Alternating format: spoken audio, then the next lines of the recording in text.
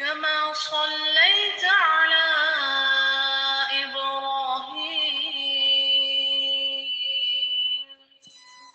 وعلى آل إبراهيم إنك حميد مجيد. اللهم بارك على محمد وعلى آل محمد كما باركت على إبراهيم وعلى آل إبراهيم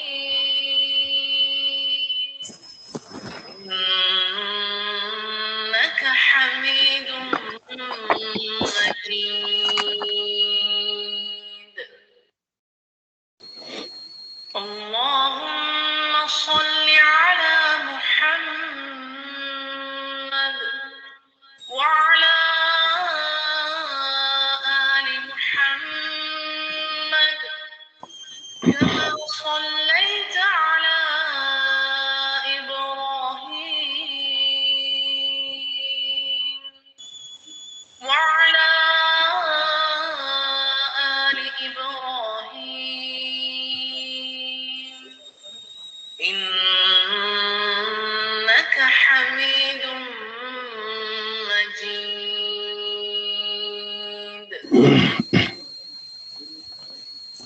أعوذ بالله من الشيطان الرجيم بسم الله الرحمن الرحيم رب اشرح لي صدري ويسر لي أمري واحلل عقدة من لساني يفقهوا قولي ربي زدني علما ربنا زدنا علما وعملا ربي يسر ولا تعسر وتمم بالخير ربك نستعين. السلام علیکم ورحمۃ اللہ وبرکاتہ.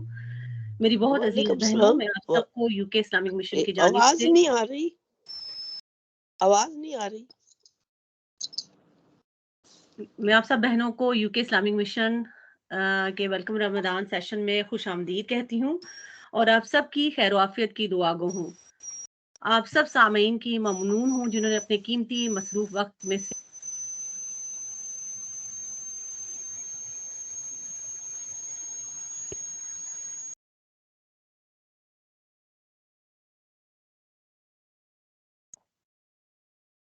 السلام علیکم sisters, can you hear me? Sister Tahira? Ji sister, میں آپ کو سن سکتی ہوں. جی ٹھیک ہے. جی آواز آ رہی ہے. جی بہنوں، اللہ کا نہایت فضل و کرم ہے کہ اس نے ہمیں اسلام جیسی عظیم نعمت سے نوازا، ہمیں مسلمان بنایا، ہمیں قرآن سے جوڑا. الحمدللہ اس کی ان گنت نعمتوں میں سے ایک نعمت رمضان کی نعمت ہے. اس بزرگ و برتر مہینے کی آمد ہے.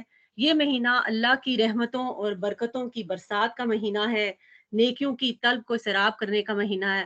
اللہ صحت، ایمان، زندگی اور عبادات کی توفیق کے ساتھ ہمیں اس مہینے کو نصیب فرمائے، آمین. بس چند ہی دنوں میں ہم رمضان میں داخل ہونے جا رہے ہیں، اور بہنوں جب بھی ہم کوئی اہم کام کرتے ہیں اس کی تیاری ضرور کرتے ہیں. اسی تیاری کو مد نظر رکھ کر آج کے سیشن کا خصوصی اہتمام کیا گیا ہے، جس کا ٹاپک آپ کو اسکرین پر نظر آ رہا ہے، روزے کے فقہی مسائل اور ان کا حل. مجھے پوری امید ہے کہ آج ہم سب بہنیں اس پروگرام سے بہترین طریقے سے مستفید ہوں گی اور روزے سے متعلق بہت سے مسائل ان کا حل ہمیں ملے گا انشاءاللہ. اور بہنوں دوران پروگرام پلیز اپنے مائکس کو میوٹ رکھیے گا اور کیمراز کو آف انشاءاللہ. علاوہ ازیں پروگرام کے آخر میں ہمارا Q&A سیشن بھی ہوگا، اور آپ کے پاس آج کے ٹاپک سے متعلق کوئی سوال ہے تو آپ اسے نوٹ ڈاؤن کر لیں. دوران پروگرام ہی اگر آپ کو اس کا جواب مل گیا تو الحمدللہ، اگر آپ کے مسئلے کا تذکرہ نہ ہو سکا اور کچھ تشنگی رہ گئی تو آپ کو موقع دیا جائے گا سوالات رکھنے کا انشاءاللہ. تو چلتے ہیں پروگرام کے باقاعدہ آغاز کی جانب. ہمارے آج کے سیشن کو پیش کرنے کے لیے ہمارے ساتھ یو کے اسلامک مشن کے پلیٹ فارم کی جانی پہچانی شخصیت معزز و محترم مولانا محمد اقبال صاحب موجود ہیں، جن کے علم کے خزانے سے ہمیں ٹائم ٹو ٹائم فیضیاب ہونے کا موقع اللہ کی توفیق سے ملتا رہتا ہے. مولانا صاحب کا میں آپ سے تعارف کرواتی چلوں. آپ محترم اسلامک مشن کے ممبر ہیں، نارتھ زون کے ناظم ہیں اور EIC کے خطیب اور امام بھی ہیں. تو میں مدعو کرتی ہوں مولانا محمد اقبال صاحب کو، جو تلاوت اور ترجمہ قرآن پاک سے اپنے سیشن کا آغاز کریں گے۔ جی مولانا صاحب، السلام علیکم ورحمۃ اللہ وبرکاتہ۔ وعلیکم السلام ورحمۃ اللہ وبرکاتہ۔ اعوذ باللہ من الشیطان الرجیم، بسم اللہ الرحمن الرحیم۔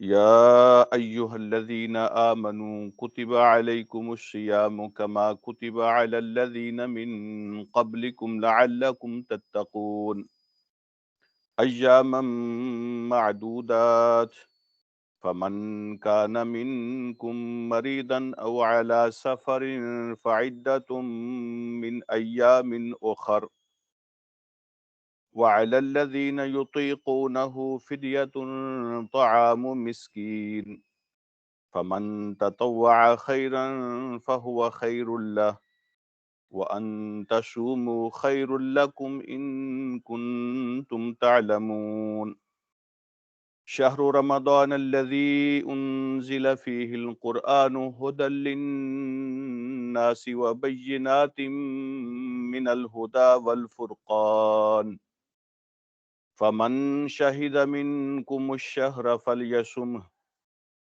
ومن كان مريضا أو على سفر فعدة من أيام أخر يريد الله بكم اليسر ولا يريد بكم العسر ولتكملوا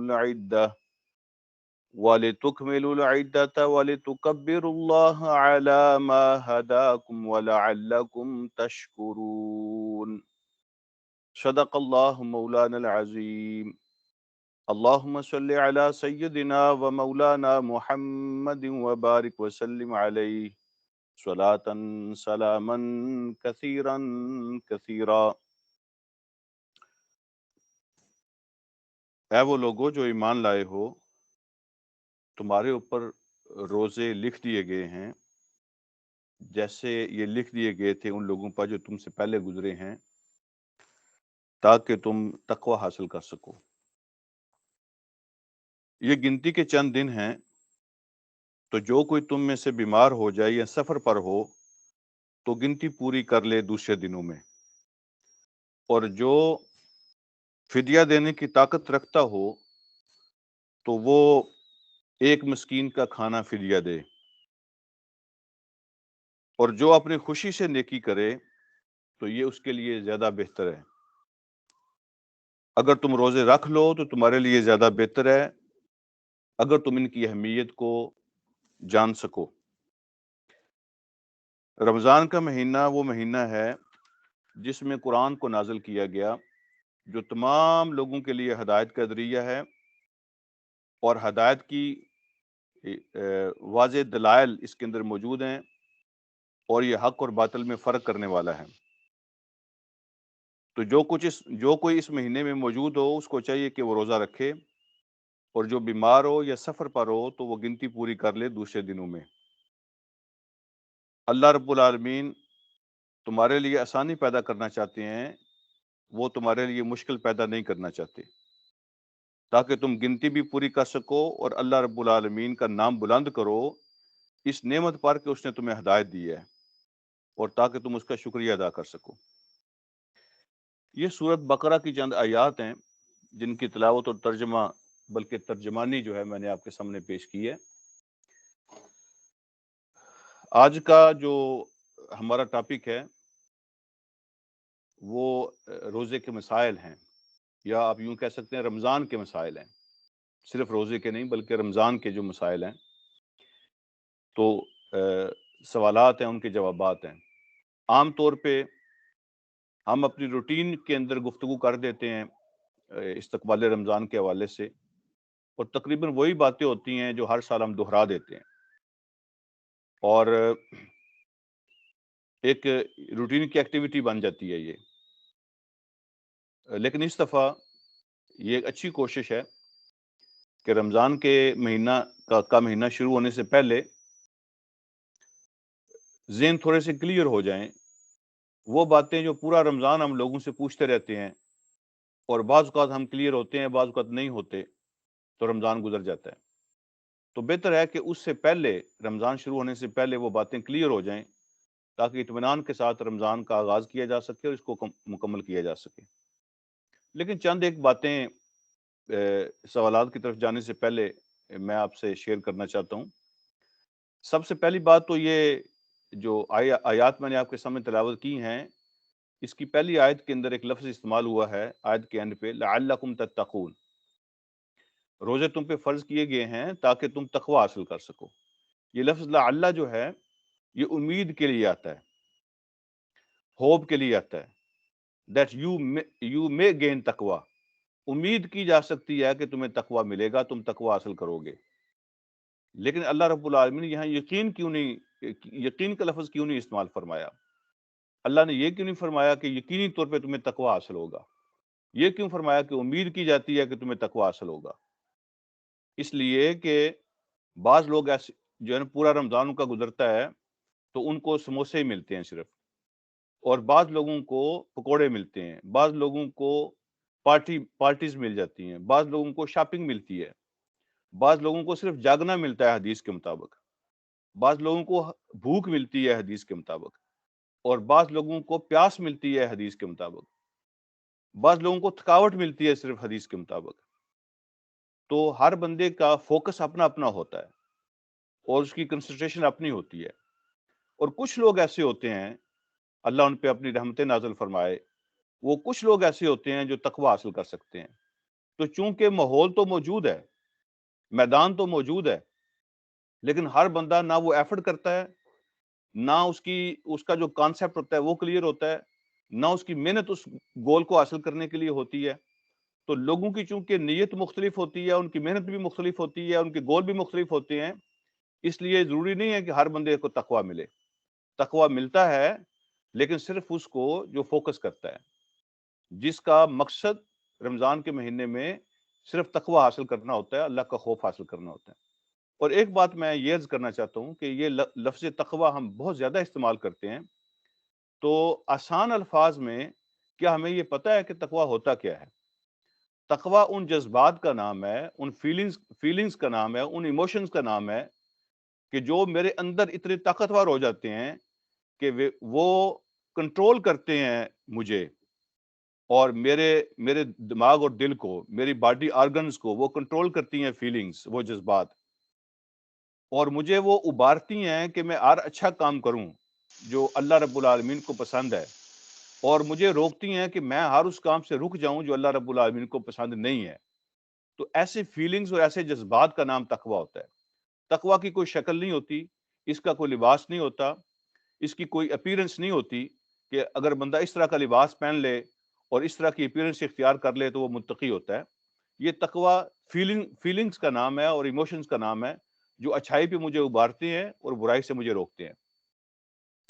اور ایک بات میری آپ سے یہ عرض کرنی ہے کہ دنیا میں ہر انسان کے اندر، چاہے مسلمان ہو یا کافر ہو، دو قسم کی فیکلٹیز ہوتی ہیں۔ ہر انسان کے اندر دو قسم کی خصوصیات ہوتی ہیں، ان میں سے ایک کو آپ کہہ سکتے ہیں نورانی خصوصیات، اینجلک کوالٹیز ہوتی ہیں وہ، اور ایک اس کے اندر حیوانی خصوصیات ہوتی ہیں، اینیمل کوالٹیز ہوتی ہیں اس کے اندر۔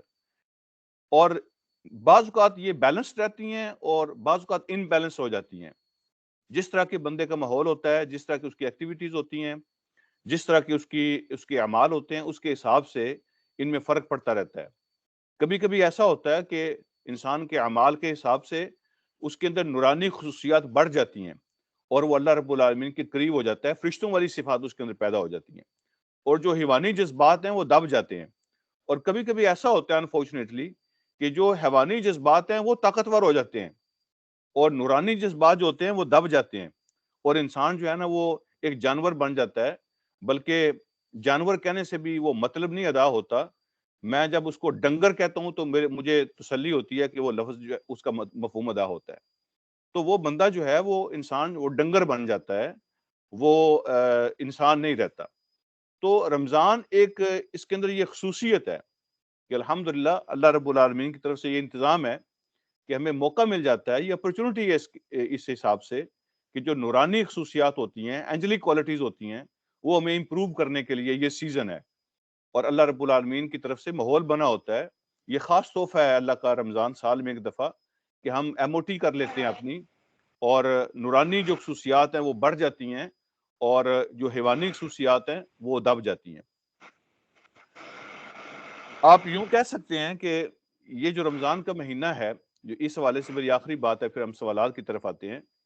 رمضان کا جو مہینہ ہے یہ اللہ رب العالمین سے باتیں کرنے کا مہینہ ہے، یہ اللہ رب العالمین سے گفتگو کرنے کا مہینہ ہے، اللہ رب العالمین سے کچھ چیزیں شیئر کرنے کا مہینہ ہے۔ اللہ کی رحمت جو ہے پوری طرح متوجہ ہوتی ہے، ویسے پورا سال ہی ہوتی ہے، لیکن خاص طور پہ اس مہینے کے اندر اللہ کی رحمت متوجہ ہوتی ہے، اور اللہ کے ساتھ اپنے دکھ، اپنے مسئلے، اپنی پریشانیاں شیئر کرنے کا یہ مہینہ ہوتا ہے۔ اور پھر یہ ہے کہ اللہ سب جانتے ہیں، لیکن آپ اس کے باوجود اللہ رب العالمین سے اپنی چیزیں شیئر کریں، اپنے گناہ اللہ سے شیئر کریں، ایڈمٹ کریں اس کے سامنے، وہ اس بات سے خوش ہوتا ہے۔ کبھی کبھی ایسا ہوتا ہے نا کہ کچھ چیزیں جو ہیں وہ بندہ رونے کو جی چاہتا ہے بندے کا، لیکن کبھی کبھی نہ تو بیوی اپنے میاں کے سامنے رو سکتی ہے، نہ میاں اپنی بیوی کے سامنے رو سکتا ہے، کبھی کبھی بہنوں اور بھائیوں کے سامنے بندہ آنسو نہیں بہا سکتا، کبھی کبھی اپنے والدین کے سامنے بھی بندہ آنسو نہیں بہا سکتا، کبھی اپنے بچوں کے سامنے بندہ آنسو نہیں بہا سکتا، اور ان کے ساتھ بھی وہ دکھ اور وہ چیزیں شیئر نہیں کر سکتا۔ تو ایک ذات ایسی ہے جس کے سامنے بندہ ایکسپریس کر سکتا ہے اپنی ساری چیزیں، وہ کسی کو نہیں بتاتا، وہ آپ کو ایکسپوز نہیں کرتا، وہ آپ کے آنسو دوسروں کے سامنے بیان نہیں کرتا، وہ آپ کے پردے بھی رکھتا ہے اور آپ کے دکھ بھی سن لیتا ہے۔ امن یجیب المضطر اذا دعاه ویکشف عنہ السوء، تو کیا وہ وہی نہیں ہے جو مجبور اور پریشان حال کی بات کو سنتا ہے، رسپانس کرتا ہے، اور اس کی جو تکلیفیں ہیں اس کو دور کر دیتا ہے؟ تو وہ وہی ذات ہے، اس کے سامنے اپنے دکھوں کا اظہار کریں، اللہ کو وہ سب کچھ جانتا ہے۔ سجدے میں سر رکھ کے آنکھوں میں آنسو ہوں تو بندہ اللہ سے شیئر کرے، اور اس کے لیے آپ کے لیے باوضو ہونا بھی ضروری نہیں ہے، کسی وقت بھی آپ سجدے میں سر رکھیں اور کسی بھی زبان میں جو آپ کے لیے آسان ہو اللہ رب العالمین سے باتیں کریں۔ اور یہ مہینہ اس کے لیے سب سے زیادہ سازگار ہے، اس کے لیے سب سے بہترین مہینہ ہے کہ اللہ کے ساتھ آپ باتیں کریں۔ جب کسی کے ساتھ بندہ دکھ شیئر کر لیتا ہے، یہ نیچرل سی بات ہے، جب کسی کے ساتھ آپ کے سامنے آپ ایکسپریس کر لیتے ہیں اپنے جذبات کو، آپ لائٹ فیل کرتے ہیں، سیٹسفائیڈ فیل کرتے ہیں، اور جو آپ کی وہ جو انگزائٹی ہوتی ہے، ڈپریشن ہوتی ہے، وہ ریلیز ہو جاتی ہے۔ آپ گھر میں کچن میں کام کرتی ہیں، کبھی آپ نے پریشر کوکر میں اگر کھانا بنایا ہو تو آپ کو اندازہ ہوگا کہ اس کے اندر ایک چھوٹا سا ہول ہوتا ہے اور ہم سٹیم کو باہر نکلنے دیتے ہیں، اور اگر وہ ہول بند کر دیا جائے اور پریشر کوکر کی سٹیم نہ نکلے تو کیا نتیجہ نکلتا ہے؟ وہ پھٹ جاتا ہے، ختم ہو جاتا ہے، دھماکہ ہو جاتا ہے۔ اسی طرح انسان کی جو چھاتی اور اس کا دماغ ہوتا ہے، یہ بھی پریشر کوکر کی طرح ہوتا ہے۔ اگر اس کو موقع ملتا رہے اپنی سٹیم نکالنے کا تو وہ سیٹسفائیڈ فیل کرتا ہے، وہ اپنے آپ کو پرسکون فیل کرتا ہے۔ اور اللہ کی ذات ایسی ہے کہ اس کے سامنے اپنے سارے جذبات کھول کے رکھ دیں، اپنے گناہوں کو ایڈمٹ کر لیں، اس کا اعتراف کریں، وہ کسی کو نہیں بتاتا، اور آنکھوں میں آنسو لائیں اور اللہ رب العالمین کے ساتھ شیئر کر لیں سارا کچھ، اپنے دکھ اس کے سامنے بیان کریں، اپنے بچوں کے نام لے لے کے ان کے مسئلے بیان کریں، اپنے گھر والے افراد کے نام لے لے کے اللہ کے سامنے مسئلے بیان کریں، اپنی چیزوں کا نام لے لے کے اللہ کے سامنے بیان کریں، تو آپ جو ہے نا وہ لائٹ فیل کریں گے، آپ ہیپی فیل کریں گے، ریلیکسڈ فیل کریں گے، اور آپ فیل کریں گے کہ آپ کا دکھ جو ہے نا وہ کم ہو گیا ہے، آپ کی پریشانیاں جو ہیں وہ کم ہو گئی ہیں۔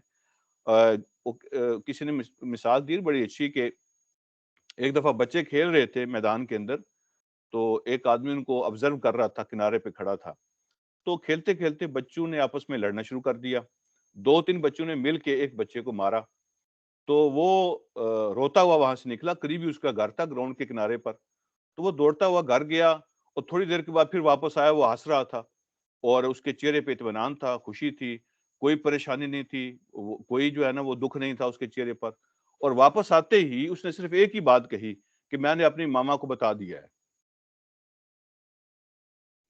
میں نے اپنی ماما کو بتا دیا ہے اور وہ اس مسئلے کو حل کر لیں گی۔ تو اس کے ساتھ پھر اس نے کھیلنا شروع کر دیا۔ وہ کیا چیز تھی جس نے اس بچے کے چہرے پہ اطمینان پیدا کر دیا، سکون پیدا کر دیا، اس کا دکھ، اس کا غصہ وہ سارا ختم ہو گیا، وہ اپنے آپ کو ہیپی فیل کر رہا تھا، اپنے آپ کو لائٹ فیل کر رہا تھا، اس لیے کہ اس نے اپنا دکھ ایکسپریس کر دیا تھا، اس نے اپنی پریشانی ریلیز کر دی تھی، اور اس کو اپنی ماما پہ یقین تھا کہ جس نے کہہ دیا کہ آپ جاؤ کھیلو، میں اس کو سارٹ آؤٹ کر لوں گی، وہ کب کرے گی، کیسے کرے گی، اس سے اس کو کوئی سروکار نہیں ہے۔ اس نے نہیں پوچھا کہ آپ کیسے کریں گی اور کب کریں گی، اس کو اپنی والدہ پہ یقین ہے، اپنی امی پہ یقین ہے کہ وہ اعتماد ہے اور ٹرسٹ ہے کہ اس نے کہا ہے تو وہ کر لے گی، یہ اس کا کام ہے، اور وہ پھر ہیپی ریلیکسڈ لائٹ واپس آ کے پھر کھیلنا شروع کر دیا۔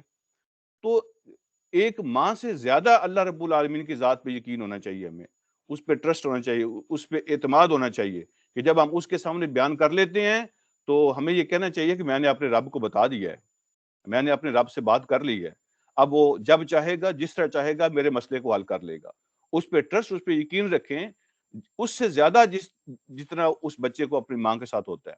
تو یہ رمضان کا مہینہ اس ٹرسٹ کو بلڈ کرنے کا مہینہ ہوتا ہے، اس لنک کو مضبوط کرنے کا مہینہ ہوتا ہے، اس اعتماد اور یقین میں اضافہ کرنے کا مہینہ ہوتا ہے۔ اللہ تعالی ہم سب کو اس کی توفیق عطا فرمائے۔ تو وہ کسی شاعر نے رمضان کی فلسفی جو ہے نا ایک ہی شعر کے اندر بیان کر دی ہے، وہ کہتے ہیں کہ رحمت یہ چاہتی ہے کہ بس اپنی زبان سے،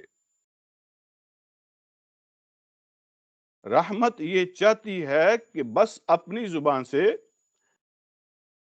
کہہ دے یہ گناہگار کہ تقصیر ہو گئی۔ رحمت یہ چاہتی ہے کہ بس اپنی زبان سے کہہ دے یہ گناہگار کہ تقصیر ہو گئی۔ بس اتنا کافی ہوتا ہے، بندہ ایڈمٹ کر لے اللہ رب العالمین کے سامنے کہ ہم سے غلطیاں ہو گئی ہیں، ہم سے گناہ ہو گئے ہیں، اور ہم آپ کی ذات سے رحمت کی توقع رکھتے ہیں۔ تو جب اپنی زبان سے ایڈمٹ کر دیا جاتا ہے تو اللہ رب العالمین اس کے برڈن کو، اس کے دکھ کو، اس کی پریشانیوں کو ریلیز کر دیتے ہیں۔ اللہ ہم سب کو توفیق عطا فرمائے۔ تو سوالات کی طرف آتے ہیں۔ آرڈنری قسم کے سوالات ہی مجھے ملے ہیں، اس لیے میں چاہوں گا کہ اگر جو چیزیں ان سوالات میں کور نہ ہوں تو آپ جو ہے وہ ان کو یہاں دہرا سکتے ہیں تاکہ باقی لوگوں کو بھی فائدہ ہو۔ یہ تقریباً 15 سوالات ہیں جو میرے سامنے ہیں اس وقت۔ پہلا سوال یہ ہے کہ مینسز کے اندر عورت دن کے وقت کچھ کھا سکتی ہے؟ اگر اس نے روزہ نہیں رکھا ہوا ظاہر بات ہے تو کیا وہ کھا سکتی ہے رمضان کے مہینے میں؟ تو اس سلسلے میں گزارش یہ ہے کہ ظاہر بات ہے اس کا روزہ نہیں ہے تو وہ کھا سکتی ہے، لیکن ایک بات کا خیال رکھنا چاہیے، وہ ہے رمضان کا احترام۔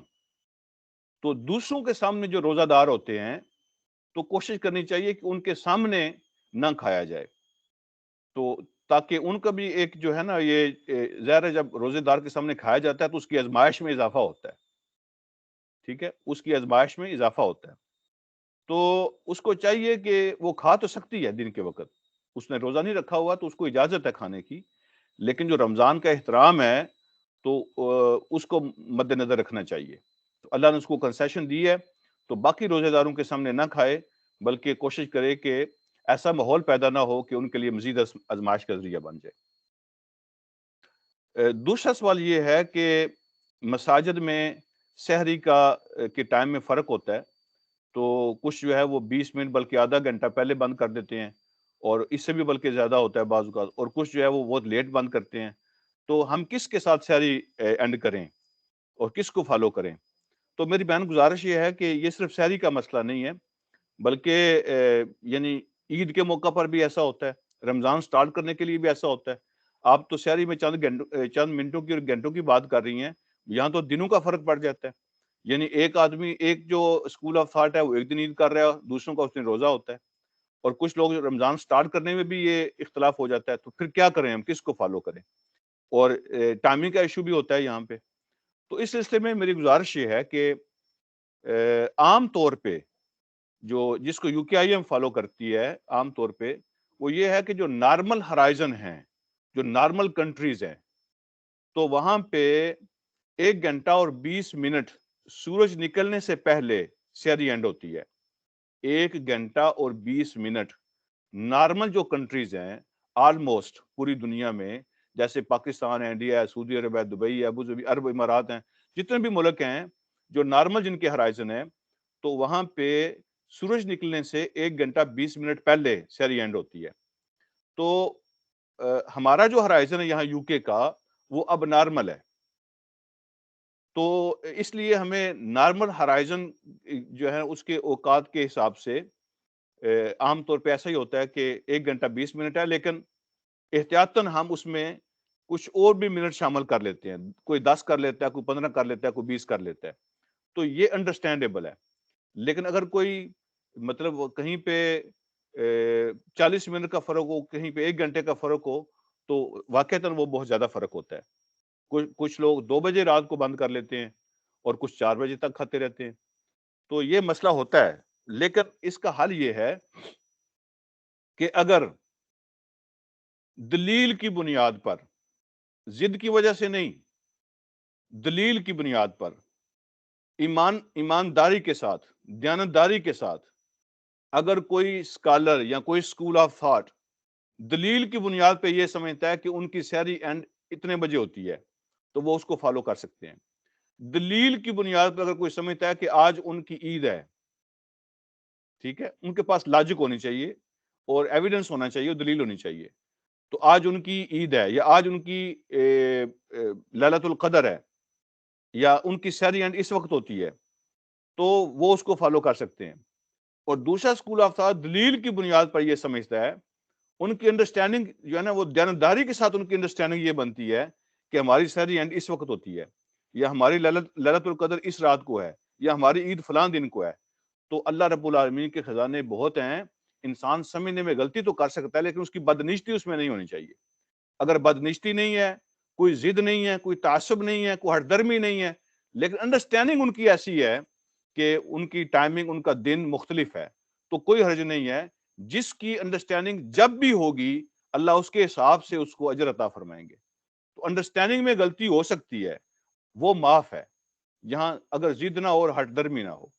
تو انڈرسٹینڈنگ کے حساب سے آپ جس کو بھی بہتر سمجھیں آپ اس کو فالو، یہ سارا ہم اس کو اسلام ہی کہیں گے، ہم اس ساری چیزوں کو اسلام ہی کہیں گے۔ اگر دلیل کی بنیاد پہ کسی کی سحری 2:30 بجے بند ہو رہی ہے تو میں اس کو اسلام سمجھتا ہوں، اور دلیل کی بنیاد پہ کسی کی سحری 3:30 بجے بند ہو رہی ہے، میں اس کو بھی اسلام ہی سمجھتا ہوں۔ یہ اسلام ہی ہے۔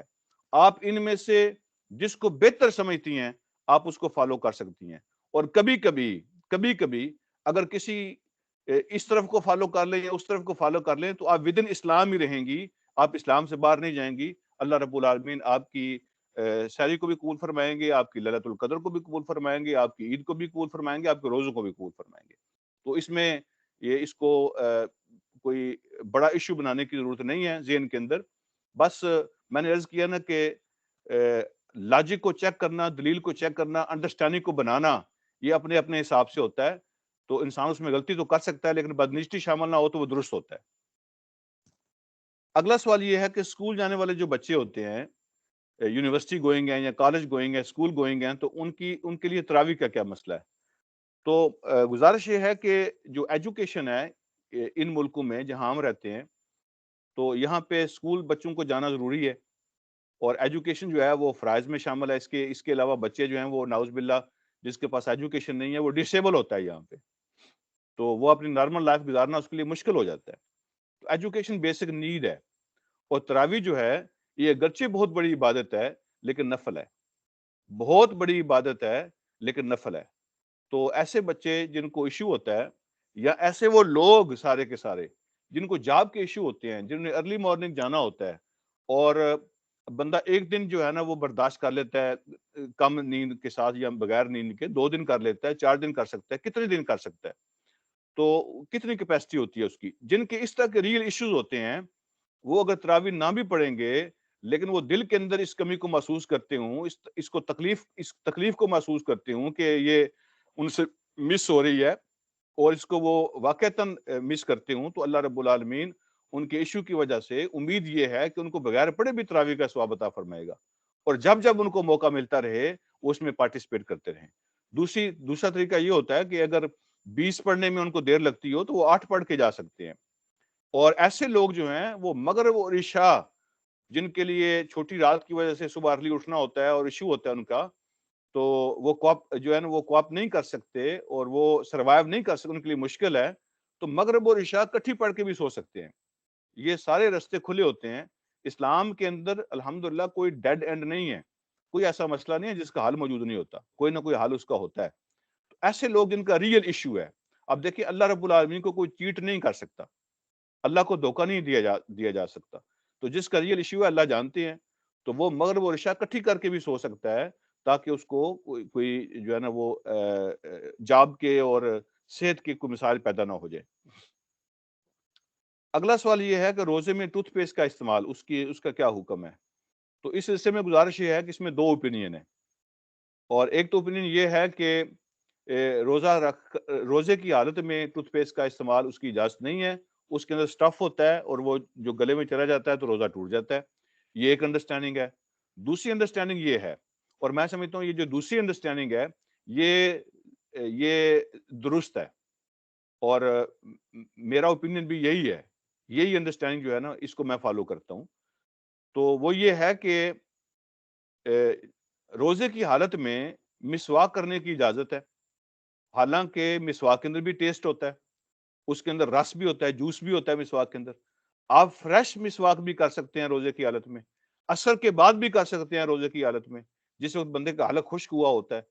تو آپ کسی بھی وقت روزے کی حالت میں مسواک کر سکتے ہیں, اور فریش مسواک بھی کر سکتے ہیں, اس کے اندر سٹف بھی ہوتا ہے, جوس بھی ہوتا ہے, تو مسواک کی اجازت ہے. تو ٹوتھ پیسٹ جو ہوتا ہے یہ مسواک پر ہی ہم اس کو قیاس کرتے ہیں, یہ ہم اس کو مسواک ہی سمجھتے ہیں. جس کے لیے مسواک اویلیبل ہو تو وہ مسواک کر لے, جس کے لیے وہ اویلیبل نہیں ہوتی وہ ٹوتھ پیسٹ استعمال کر سکتا ہے. بس اس میں کوشش کرے کہ وہ نیچے منہ کر کے کرے, اور کوشش کرے کہ حلق میں کوئی چیز نہ جائے. اور یہ ویسے تو اب دیکھیں نا, بعض اوقات پانی, اگر پاکستان کے مختلف علاقوں سے آپ کا تعلق ہوگا تو آپ کو پتا ہوگا کہ بعض اوقات بعض علاقوں کے پانی جو ہے وہ کڑوا سا ہوتا ہے, نمکین ہوتا ہے, اور اس کا ٹیسٹ بھی منہ کے اندر رہتا ہے. آپ اس کے ساتھ وضو کرتے ہیں تو وضو کرنے کے بعد بھی اس کا ٹیسٹ منہ میں رہتا ہے, اور وہ ٹیسٹ جو ہے نا وہ بعض اوقات پھر تھوک کے ساتھ گلے میں بھی جاتا ہے. تو یہ جو چیزیں ہوتی ہیں, اگر آپ جان بوجھ کے ایسا نہ کریں تو اس میں کوئی مسئلہ نہیں ہوتا. ٹوتھ پیسٹ کا استعمال روزے میں جائز ہے. آپ نے آفس جانا ہے, آپ نے لوگوں کے ساتھ ڈیل کرنا ہے, تو منہ سے اسمیل آ رہی ہوگی تو لوگ آپ کے ساتھ کام کرنا پسند نہیں کریں گے, اور اسلام کا امیج خراب ہوگا. تو ٹوتھ پیسٹ جو ہے نا وہ اگر نہیں کرتا بندہ تو بہت بڑی بیماری ہے, بہت بڑا رسک ہے. انسان کی باڈی کا جو سب سے گندا حصہ ہوتا ہے, ڈاکٹرز کہتے ہیں ڈرٹیسٹ پارٹ جو ہوتا ہے نا اس کی باڈی کا, وہ اس کا منہ ہوتا ہے انسائڈ. تو یہ ضروری ہے. تو منہ نیچے کر کے آپ احتیاط کے ساتھ ٹوتھ پیسٹ کر لیں. روزے کی حالت میں اس کا استعمال درست ہے, جائز ہے, اس میں کوئی حرج نہیں ہے, روزہ نہیں ٹوٹتا. اگلا سوال یہ ہے کہ فدیہ کب دیں, رمضان میں یا رمضان سے پہلے. تو آپ ہر روز بھی دے سکتے ہیں, یعنی ایک رمضان کا, پہلے رمضان کا فدیہ آپ جب وہ روزہ اینڈ ہوتا ہے اس کو دے دیں, دوسرے کا اگلے دن دے دیں, اس طرح بھی آپ دے سکتے ہیں. آپ رمضان سے پہلے بھی دے سکتے ہیں, آپ رمضان کے بعد بھی دے سکتے ہیں. ٹھیک ہے, رمضان کے بعد بھی آپ دے سکتے ہیں. اگر آپ نے یعنی ارادہ کر لیا ہے, نیت کر لیا ہے, حساب کتاب کر لیا ہے کہ یہ فدیہ میں نے دینا ہے, تو رمضان کے بعد بھی پے ہو سکتا ہے. ٹو لیٹ نہیں ہونا چاہیے, اور بہتر آپشن یہ ہے کہ رمضان سے پہلے ادا کر دیا جائے اگر آپ کو پتہ ہے. لیکن مسئلہ صرف یہ ہے کہ کسی کو اگر ٹیمپریری النیس ہے, کوئی عارضی بیماری ہے, تو اس کو تو ویٹ کرنا چاہیے نا کہ جب اس کو ہو سکتا ہے رمضان آنے تک اس کو وہ بہتر فیل کرے, اور اس کو پھر روزہ رکھنا چاہیے. لیکن جس کو پرماننٹ ایشو ہیں اور وہ روزہ نہیں رکھتے تو وہ رمضان سے پہلے فدیہ دے دیں. اور فدیہ کا پرپس بھی یہی ہے نا کہ مسکین کو کھانے پہنچانے ہیں اور ان کی ضرورت کو پورا کرنا ہے. تو یہ بہتر ہے کہ رمضان سے پہلے ادا کر دیا جائے. تو لیکن اس میں کوئی شرعی طور پہ کوئی حرج نہیں ہے, کوئی رمضان سے پہلے دے, رمضان کے اندر دے, اور ایون رمضان کے بعد بھی پے کر سکتے ہیں, شرعی طور پہ کوئی پریشانی نہیں ہے. اگلا سوال یہ ہے کہ رمضان کے روزے کی نیت ہم کب کریں گے. دیکھیں رمضان کے مہینے میں تو نفل روزہ تو ہوتا ہی نہیں ہے. رمضان کے مہینے میں تو ہوتا ہی فرض روزہ ہے, تو اس کی نیت تو آلریڈی موجود ہی ہوتی ہے. آپ اٹھے ہیں, آپ نے سحری پکائی ہے, آپ نے سحری کھائی ہے, تو کس لیے آپ اٹھے ہیں, کس لیے آپ نے سحری بنائی, کس لیے آپ نے سحری کھائی, ظاہر ہے روزے کے لیے کھائی ہے, تو وہ آلریڈی نیت موجود ہوتی ہے. ٹھیک ہے, تو یہ جو الفاظ ہے نا واب صوم غدن نویت من شہر رمضان, یہ کوئی حدیث کے الفاظ نہیں ہے. اور یہ جو کل کے روزے کی نیت ہے, یہ کل کا روزہ نہیں ہوتا, وہ تو اس دن کا روزہ ہوتا ہے. جب آپ سحری کھا کے تو نیت کر رہے ہوتے ہیں واب صوم غدن نویت من شہر رمضان, تو اس کا مطلب ہوتا ہے میں کل کے روزے کی نیت کرتا ہوں. تو وہ کل نہیں ہوتا، وہ تو فجر ہو چکی ہوتی ہے، وہ تو آج کا ہوتا ہے. تو یہ دعا کسی حدیث میں نہیں آئی ہے، یہ سیلف میڈ ہے. تو نیت جو ہوتی ہے آلریڈی موجود ہوتی ہے. جب سے رمضان سٹارٹ ہوتا ہے اس روزے کی نیت ہی ہوتی ہے، اس میں کوئی مسئلہ نہیں ہوتا. لیکن اگر آپ نے نیت کرنی ہوتی ہے تو آپ رات کو بھی کر سکتی ہیں، سحری کھاتے ہوئے بھی کر سکتی ہیں، کوئی ایسا مسئلہ نہیں ہے. رمضان کی نیت آلریڈی موجود ہوتی ہے. اگلا سوال یہ ہے کہ رمضان میں قرآن ختم کرنا ضروری ہے؟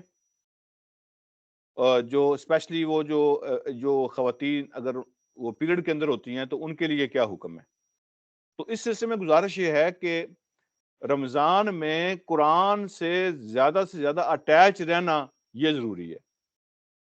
یہ نہیں دیکھنا چاہیے، اس میں مقابلہ نہیں ہونا چاہیے کہ ہم قرآن کے اندر کتنے اترے اور ہم نے قرآن کتنا پڑھا، بلکہ یہ دیکھنا چاہیے کہ قرآن ہمارے اندر کتنا اترا اور ہم نے اس کو کتنا سمجھا. یہ ہے اصل بات. قرآن کو ختم کرنا کوئی فرض واجب نہیں ہے.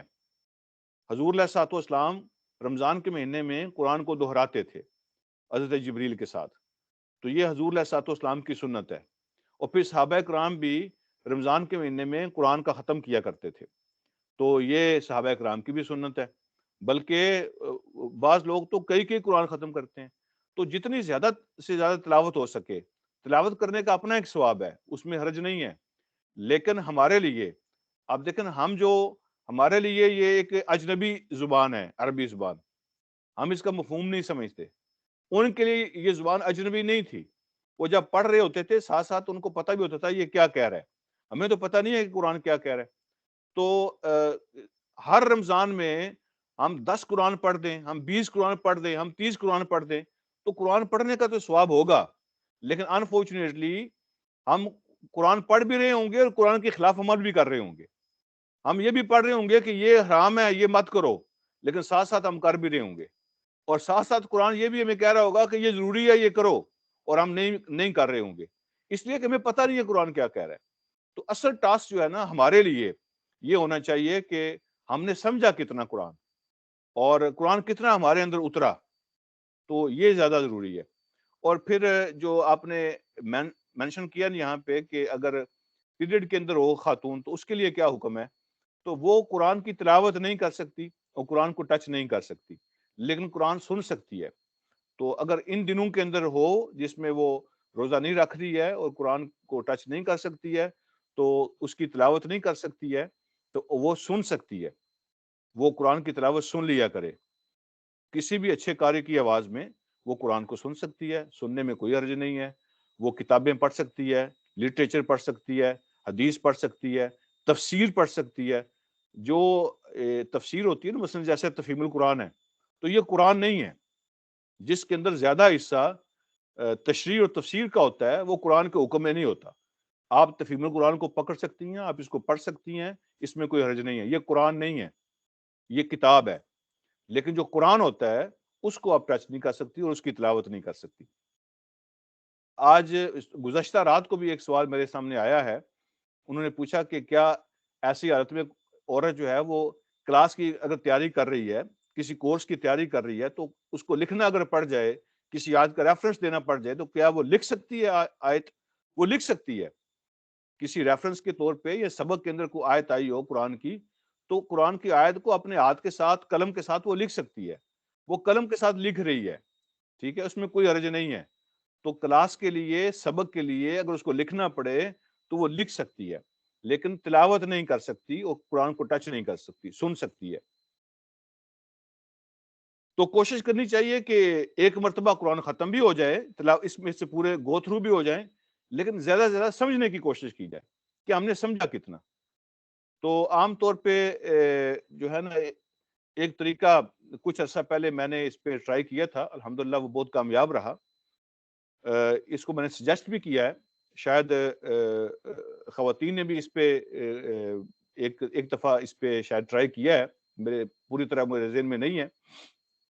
کہ ایسا کرنا چاہیے کہ اگر آپ دورہ قرآن کر رہی ہیں نا، مثلا کہ ہر روز آپ نے 1 پارہ یا 1.5 پارہ پڑھنا ہے، تو اس کا بھی کوئی خاص جو ہے نا وہ فائدہ نہیں ہوتا. ہاں، لوگوں نے ایک ذہن بنایا ہوتا ہے کہ ہم نے دورہ کر لیا قرآن کا. تو کچھ لوگ اونگ رہے ہوتے ہیں، کچھ بیٹھے سن رہے ہوتے ہیں، اور ایک جو بہن ہے وہ پڑھتی جا رہی ہوتی ہے تیزی کے ساتھ، کوئی پتہ نہیں ہوتا کیا پڑھ رہی ہے، کیا کہاں جا رہے ہیں، تو ایک دفعہ اندر سے گزر جاتے ہیں، ہوتا ہے کہ دورہ ہو گیا۔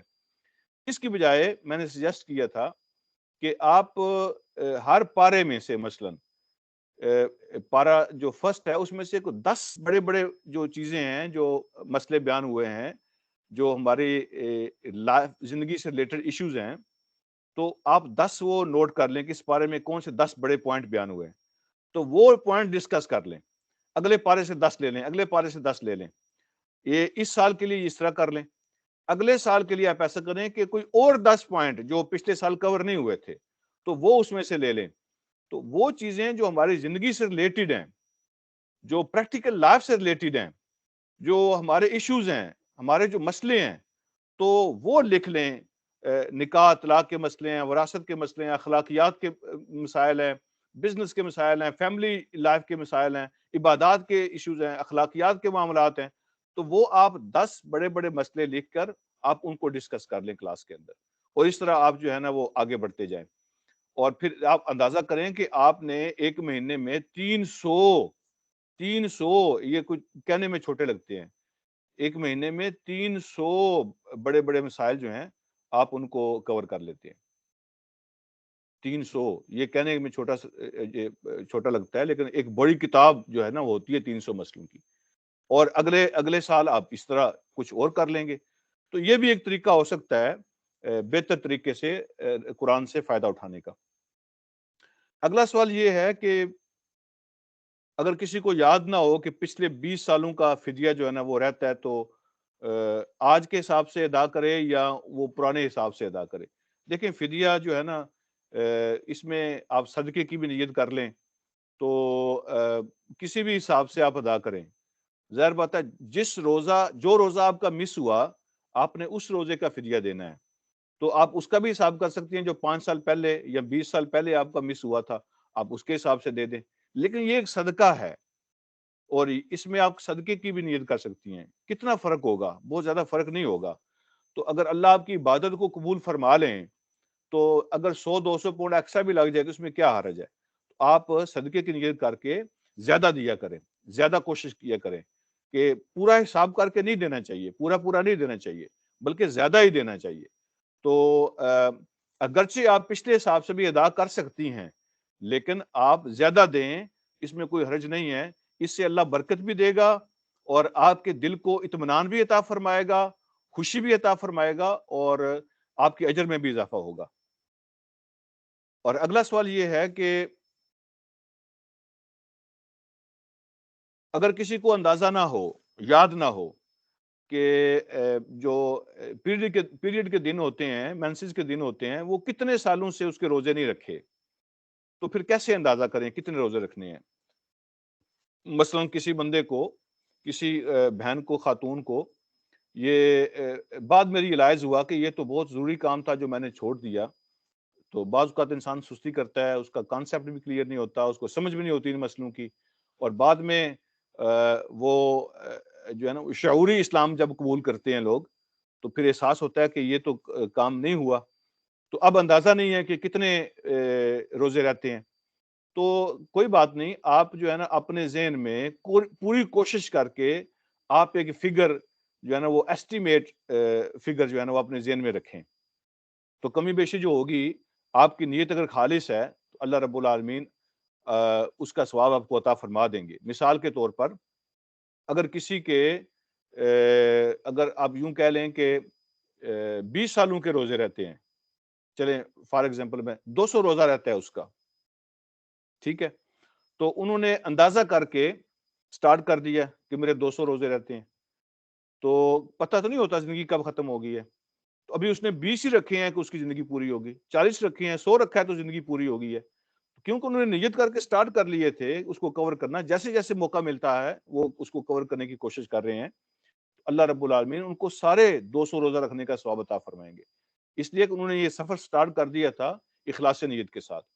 تو تعداد اور فگر اور یہ چیزیں اللہ کے ہاں کوئی زیادہ معنی نہیں رکھتی ہیں، جب بندہ اخلاص نیت کے ساتھ توبہ کر لیتا ہے اور اللہ کی طرف رجوع کر لیتا ہے اور کوشش شروع کر دیتا ہے، تو اس کی کوشش کے مطابق اللہ اس کو اجر عطا فرما دیتے ہیں.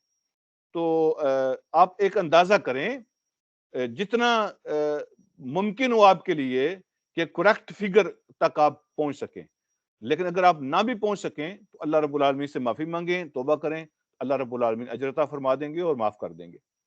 اگلا سوال یہ ہے کہ روزے کی حالت میں انجیکشن لگوانا یا بلڈ ٹیسٹ کے لیے بلڈ دینا, تو اس کا کیا حکم ہے؟ روزے کی حالت میں جو فوڈ پائپ ہے یا کوئی ایسا جو ڈائریکٹ آپ کے معدے میں کوئی چیز پہنچتی ہے یا ڈائریکٹ آپ کے دماغ میں کوئی چیز پہنچتی ہے, ڈائریکٹ کی بات کر رہا ہوں, تو اس سے روزہ ٹوٹتا ہے. جو چیزیں انڈائریکٹ آپ کی باڈی میں داخل ہوتی ہیں تو اس سے روزہ نہیں ٹوٹتا. انجیکشن کے ساتھ بھی روزہ نہیں ٹوٹتا, چاہے وہ آپ وین کے اندر لگوائیں چاہے وہ گوشت کے اندر لگوائیں, انجیکشن کے ساتھ روزہ نہیں ٹوٹتا. لیکن مسئلہ یہ ہے کہ وہ انجیکشن جو ہے روزے کے پرپز کے خلاف نہیں ہونا چاہیے. مثال کے طور پہ روزے کا ایک پرپز ہے کہ بندہ بھوکا اور پیاسا رہتا ہے, یہ روزے کا ایک پرپز ہے. تو اگر آپ کوئی ایسا انجیکشن لگواتی ہیں جو آپ کی یعنی فوڈ سپلیمنٹ جو ہے نا اس کو کور کرتا ہے کہ آپ کو جو ہے نا وہ کھانے کی ضرورت نہیں رہتی اور آپ کو پینے کی ضرورت نہیں رہتی, تو آپ کی جو فوڈ سپلیمنٹس ہیں آپ وہ انجیکشن کے ذریعے لے لیں. یہ چونکہ روزے کے پرپز کے خلاف ہے تو ایسا انجیکشن آپ نہیں لے سکتی. لیکن جو دوائی یا بیماری ہے جس کا ڈائریکٹ روزے کے پرپز کے ساتھ کوئی تعلق نہیں ہوتا, ایسا انجیکشن آپ لگا سکتی ہیں. باقی جو بلڈ ٹیسٹ ہے اس کے لیے آپ نے خون دینا ہے, تو جسم سے خون باہر آنے سے روزے کو کچھ نہیں ہوتا. ٹھیک ہے, کوئی چیز آپ کے فوڈ پائپ کے ذریعے سے یا ڈائریکٹ آپ کے معدے میں جانے سے روزہ ٹوٹتا ہے. تو خون دینے سے روزے کو کوئی فرق نہیں پڑتا. ہاں, اتنا خون نہیں دینا چاہیے کہ انسان جو ہے وہ کمزوری محسوس کرے اور اس کے لیے روزہ پورا کرنا مشکل ہو جائے. تو ٹیسٹ کے لیے جو خون دیا جاتا ہے تھوڑا بہت, اس سے روزے کو کچھ نہیں ہوتا. تو انجیکشن جو بیماری کے لیے لگوایا جاتا ہے اس سے بھی روزے کو فرق نہیں پڑتا, اور بلڈ ٹیسٹ کے لیے جو خون دیا جاتا ہے اس کے لیے بھی روزے کو فرق نہیں پڑتا. اگلا سوال یہ ہے کہ پاکستان جائیں تو عام طور پہ ہوتا یہ ہے کہ ایک دن کا فرق ہوتا ہے یہاں اور وہاں میں. تو جب وہاں جاتے ہیں تو روزے اس کے حساب سے رکھنے پڑیں گے. عید آئے گی تو کب کریں گے, تو اس کا کیا حساب ہوگا؟ تو گزارش یہ ہے کہ زیادہ سے زیادہ روزے کتنے ہو سکتے ہیں؟ 30. مہینہ زیادہ سے زیادہ 30 کا ہوتا ہے. تو اگر آپ نے جب آپ پاکستان پہنچے تو آپ کے 30 روزے ہو چکے ہیں, مثلا آپ آخری دن وہاں پہنچے ہیں تو آپ کے 30 ہو چکے ہیں, ان کا ایک رہتا ہے, تو کسی کا 31 تو روزے ہو نہیں سکتے, تو پھر آپ کا روزہ نہیں ہوگا. آپ اگر رکھیں گے تو وہ نفلی ہے, ٹھیک ہے. لیکن اگر آپ کے روزے جو ہیں وہ 30 سے کم ہیں تو جس جگہ پہ آپ گئی ہیں آپ اس ہرائزن کو فالو کریں گی, وہاں ان کے ساتھ آپ روزہ رکھیں گی. 30 سے کم ہوں تو آپ ان کے ساتھ جا کے روزہ رکھیں جہاں پہ آپ ہوتی ہیں. اگر 30 آپ کی ہو چکے ہیں تو چونکہ 30 سے زیادہ روزے نہیں ہوتے تو پھر آپ روزہ نہیں رکھ سکتی. تو عید ان کے ساتھ ہی کرنی پڑے گی. جہاں پہ آپ جائیں گی آپ عید ان کے ساتھ ہی کریں گے, جس جگہ پہ آپ ہوتے ہیں اسی جگہ کا حکم ہوتا ہے. لیکن میکسیمم رمضان جو 30 دن کا ہوتا ہے, 30 دن سے زیادہ رمضان ہو نہیں سکتا. اگر آپ کے 30 پورے ہو گئے ہیں تو پھر آپ روزہ نہیں رکھیں گی, وہ آپ کا نفلی روزہ ہوگا. آپ ان کے ساتھ روزہ رکھیں تو نفلی ہوگا. اگر شروع میں ایک دن رہ گیا ہو تو اگلا سوال یہ ہے کہ شروع میں اگر ایک دن یہاں ہمارا روزہ کسی وجہ سے مس ہو گیا ہے تو وہاں پہنچے ہیں تو وہاں بھی ان کا ایک دن رہتا ہے, تو آپ ان کے ساتھ رکھیں, بالکل رکھیں ان کے ساتھ. میں نے عرض کیا نا کہ جب تک 30 نہیں ہو جاتے اس وقت تک آپ مقامی جو ہرائزن ہے اس کو فالو کریں گی, لیکن 30 سے زیادہ نہیں ہو سکتے. اگر آپ کے 30 ہو گئے ہیں تو پھر آپ وہاں جا کر نفلی روزہ رکھیں گی, وہ آپ کا رمضان کا روزہ نہیں ہوگا. اچھا جی, جس کا اپنا گھر ہو اس کو زکوٰۃ دے سکتے ہیں؟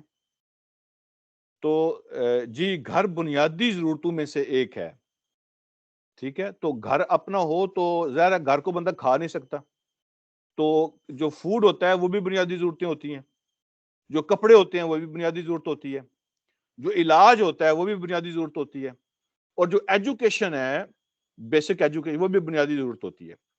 تو یہ جو گھر ہوتا ہے اس کی ایک ضرورت پوری ہوئی ہے جس کا اپنا گھر ہے, لیکن باقی جو اس کی ضرورتیں ہیں اگر وہ پوری نہیں کر سکتے تو آپ ان کو زکوٰۃ دے سکتی ہیں, اس میں کوئی حرج نہیں ہے. گھر ایک بنیادی ضرورت ہے, باقی 4 بنیادی ضرورتیں بھی ان کی رہتی ہیں, اگر وہ پوری نہیں ہو سکتی ہیں تو آپ ان کو زکوٰۃ دے سکتی ہیں. تو یہاں زکوٰۃ سے مجھے یاد آیا کہ ایک مسئلہ میں اپنی طرف سے بھی عرض کر دیتا ہوں کہ زکوٰۃ سے ریلیٹڈ ہے.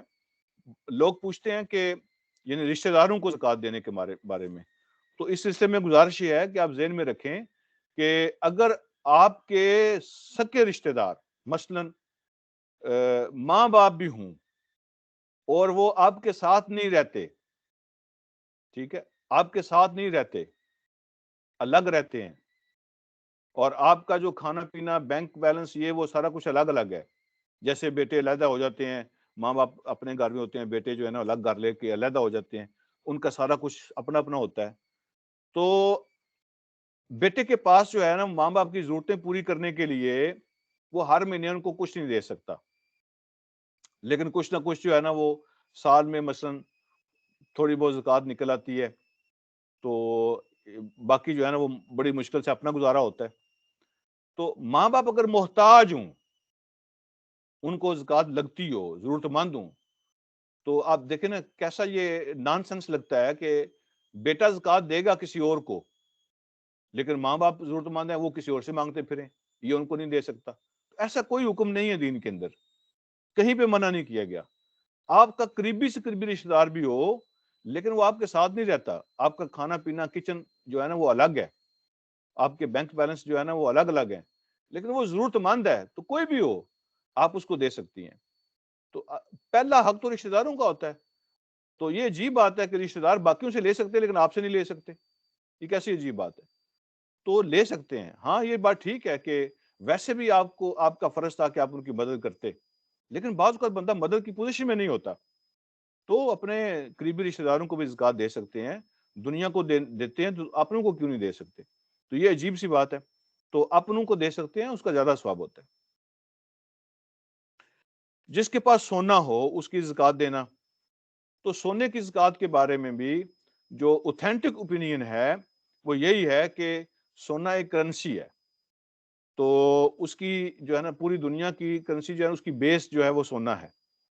تو سونے کی زکوٰۃ آپ نے دینی ہے، اور لیکن اس کی زکوٰۃ کا جب آپ حساب کرتی ہیں تو جو نیا سونا ہوتا ہے اس کا حساب نہیں کرنا ہوتا، بلکہ جب پرانا سونا اگر آپ بیچیں، آپ دکان پہ لے جائیں اور جیولر سے جا کے پوچھیں کہ اگر میں بیچنا چاہوں تو اس کا ابھی کیا ریٹ ہے، تو جو کرنٹ ویلیو ہوتی ہے اس کی جو ہر سال وہ ڈیفرنٹ ہوتی ہے، تو کرنٹ ویلیو کے حساب سے اس کی قیمت اس سے پوچھیں اور پھر اس کو اپنے باقی پیسوں میں شامل کریں. تو سونے کی زکوٰۃ بھی دینی ہوتی ہے، ہر سال اس کا جو جتنا آپ کے پاس سونا ہوتا ہے آپ اس کو نوٹ کر لیں اس کی قیمت، اور باقی پیسے بھی اس کے بینک بیلنس جو کچھ بھی ہے وہ اس کے ساتھ شامل کریں. اگر وہ نصاب کو سلیبس کو پہنچ جاتا ہے تو آپ نے زکوٰۃ دینی ہے، اگر نہیں پہنچتا تو پھر آپ نے زکوٰۃ نہیں دینی ہے. اور سلیبس جو ہے وہ 7.5 تولے سونے کی قیمت ہے، 7.5 تولے سونے کی قیمت. میرے خیال میں پچھلے سال تو شاید 3500 پاؤنڈ یا 3600 یا 3700 سم تھنگ اس طرح تھا. تو ہر سال یہ چینج ہوتی ہے، تو آپ چیک کر لیں کہ مارکیٹ میں ہر علاقے میں اپنا اپنا ریٹ ہوتا ہے، ہر ملک میں اپنا اپنا ریٹ ہوتا ہے. تو وہاں جو لوکل مارکیٹ ہے اس سے پوچھ لیں کہ 7.5 تولے سونے کی کتنی قیمت ہے.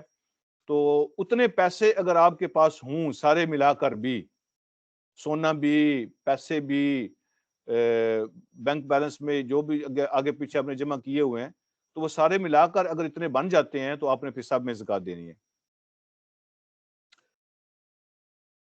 اچھا جی، اگلا سوال یہ ہے جو میری لسٹ میں سیکنڈ لاسٹ ہے. قرآن خوانی کے لیے خواتین کو جمع کرنا جیسے کل کا ختم ہوتا ہے تو اس کا کیا حکم ہے؟ تو اس سلسلے میں گزارش یہ ہے کہ یعنی یہ آپ مت سمجھیں کہ اس کا کوئی حکم ہے کہ آپ جو ہے نا وہ لوگوں کو جمع کرو اور ان سے قرآن پڑھواؤ تو اللہ معاف کر دیں گے. اس طرح کا کوئی حکم نہیں ہے. یہ قرآن خوانی کیوں کی جاتی ہے؟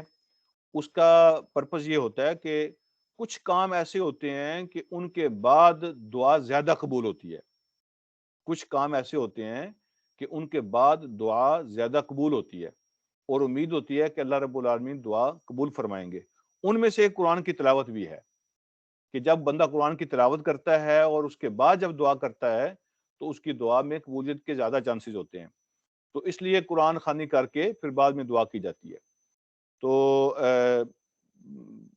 اس کے لیے اگر کوئی یہ طریقہ اختیار کرتا ہے کہ لوگ جمع ہو جائیں اور جمع ہو کے قرآن پڑھیں اور قرآن کے بعد پھر دعا کر لیں، تو اس میں کوئی حرج نہیں ہے، میں اس کو یعنی اس پہ کوئی فتویٰ نہیں لگا سکتا، لیکن کہیں پہ حکم نہیں ہے کہ اب لوگوں کو جمع کریں اور قرآن پڑھیں اور یہ فوت شدگان کے لیے ضروری ہے۔ قرآن تو زندوں کے لیے ہے بیسیکلی، تو یہ قرآن کی ایکسٹرا برکات ہیں کہ قرآن کی تلاوت کرنے کے بعد جب دعا کی جاتی ہے تو اللہ کی رحمت سے امید ہوتی ہے کہ اللہ اس دعا کو قبول فرمائیں گے۔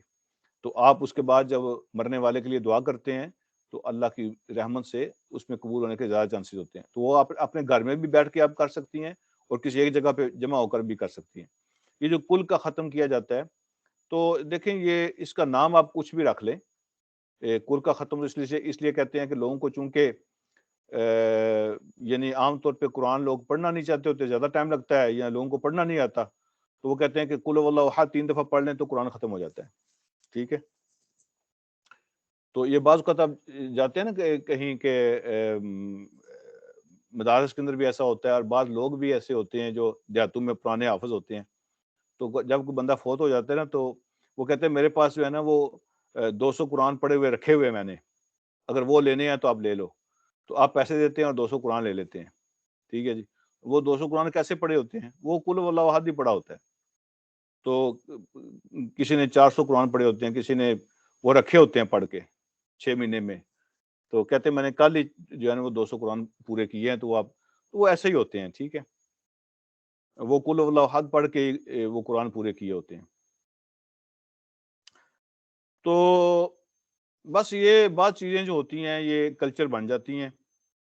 تو تیسرا جو دن ہوتا ہے، تیسرا دن جو ہوتا ہے اس میں لوگوں کو جمع کرنا، یہ بتانا کہ چونکہ دیکھیں نا یہ لوگوں کی سہولت کے لیے ایک مین اور ایک ذریعے کے طور پہ استعمال کرتے ہیں لوگ، کہ آج چونکہ تیسرا دن ہے، اس کے بعد چونکہ لوگ مصروف ہیں اور پھر جو ہے نا آنے جانے کا سلسلہ جو ہے نا اس کو ختم کیا جائے، اپنے اپنے لوگوں کے مسائل ہوتے ہیں، تو آج آ جاؤ تیسرا دن ہے، دعا کر لو، اس کے بعد جو ہے نا یہ کنڈولینس کا سلسلہ ختم ہو جائے گا۔ تو یہ بتانے میں کوئی حرج نہیں، جیسے نبی علیہ الصلوۃ والسلام کے زمانے میں نمازوں کے کوئی اوقات مقرر نہیں تھے، جیسے آج کل ہمارے یہاں ہوتے ہیں کہ زور 1 بجے ہوگی، عصر 5 بجے ہوگی، عشاء اتنے بجے ہوگی وغیرہ، اس طرح ٹائم مقرر نہیں تھے۔ وہ کسی وقت بھی جو نماز کا ٹائم ہوتا ہے اس دوران کسی وقت بھی نبی علیہ الصلوۃ والسلام جب مسجد میں تشریف لاتے تھے، جماعت ہو جاتی تھی، صحابہ کرام آپ کا انتظار کرتے تھے، تو ٹائم طے نہیں تھا، فکس ٹائم نہیں ہوتا تھا، جمعے کا بھی کوئی فکس ٹائم نہیں ہوتا تھا۔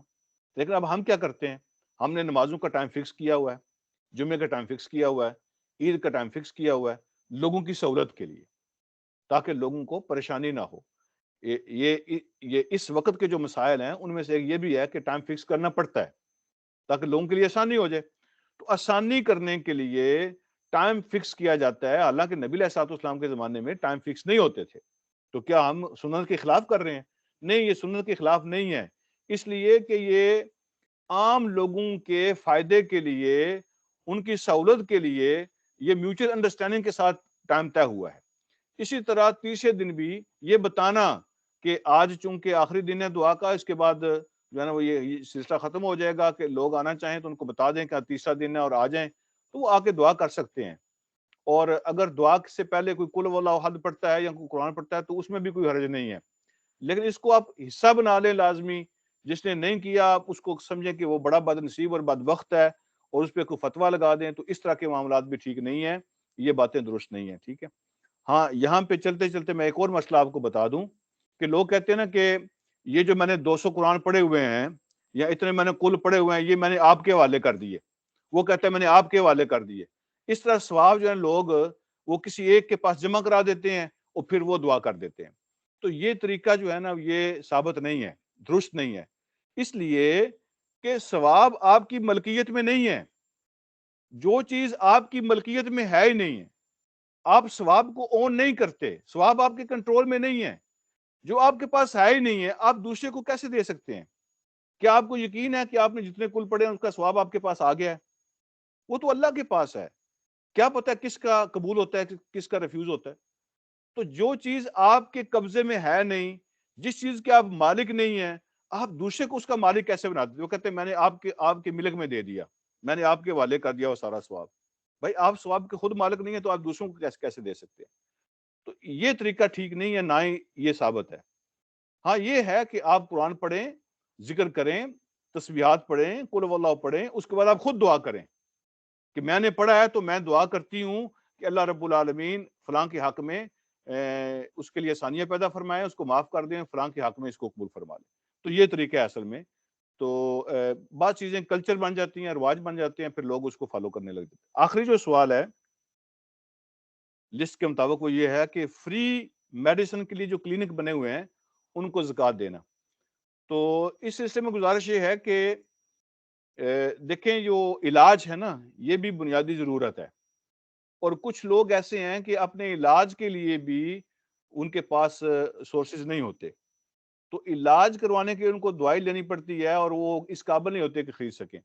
اور اگر کوئی کلینک ایسا بنا ہوا ہے کہ وہ غریبوں کو فری دوائی دیتا ہے، ٹھیک ہے، تو آپ اس میں زکوٰۃ دے سکتے ہیں، اور جو غریب لوگ ہیں وہ آ کے وہاں سے اپنی ضرورت کے مطابق دوائی لے لیں. تو یہ بھی بنیادی ضرورت ہے. تو جو آدمی یہ کہے کہ مجھے دوائی چاہیے اور مجھے آپ دوائی کا انتظام کر دیں، میری بیماری کے لیے علاج کا انتظام میرے لیے کر دیں، تو آپ زکوٰۃ کے پیسے سے اس کے لیے انتظام کر سکتے ہیں. اس پہ لوگ اعتراض کرتے ہیں نا کہ نہیں آپ کو پیسے دینے چاہیے، آپ کو کیا پتا اس کی ضرورت کیا ہے، وہ اپنی ضرورت کے مطابق اس کو استعمال کرے. ٹھیک ہے یہ بات، لیکن اگر وہ خود کہتا ہے کہ علاج میری ضرورت ہے اور مجھے دوائی چاہیے اور آپ کے پاس کوئی اور طریقہ نہیں ہے سوائے زکوٰۃ کے، تو آپ اس کو زکوٰۃ دے سکتی ہیں، اور وہ کلینک پہ لوگ آ کے اپنی ضرورت کے مطابق وہاں دوائی لے سکتے ہیں. اس میں زکوٰۃ استعمال ہو سکتی ہے، یہ بنیادی ضرورت ہے علاج، اس میں کوئی حرج والی بات نہیں ہے. جزاکم اللہ خیراً. مجھے پتہ نہیں ہے کہ کتنا وقت تھا، میں نے کتنا لے لیا. اگر کوئی اور سوال کسی نے پوچھنا ہو تو وہ پوچھ سکتے ہیں. بارک اللہ فیکم. جزاک اللہ خیرن کثیرہ.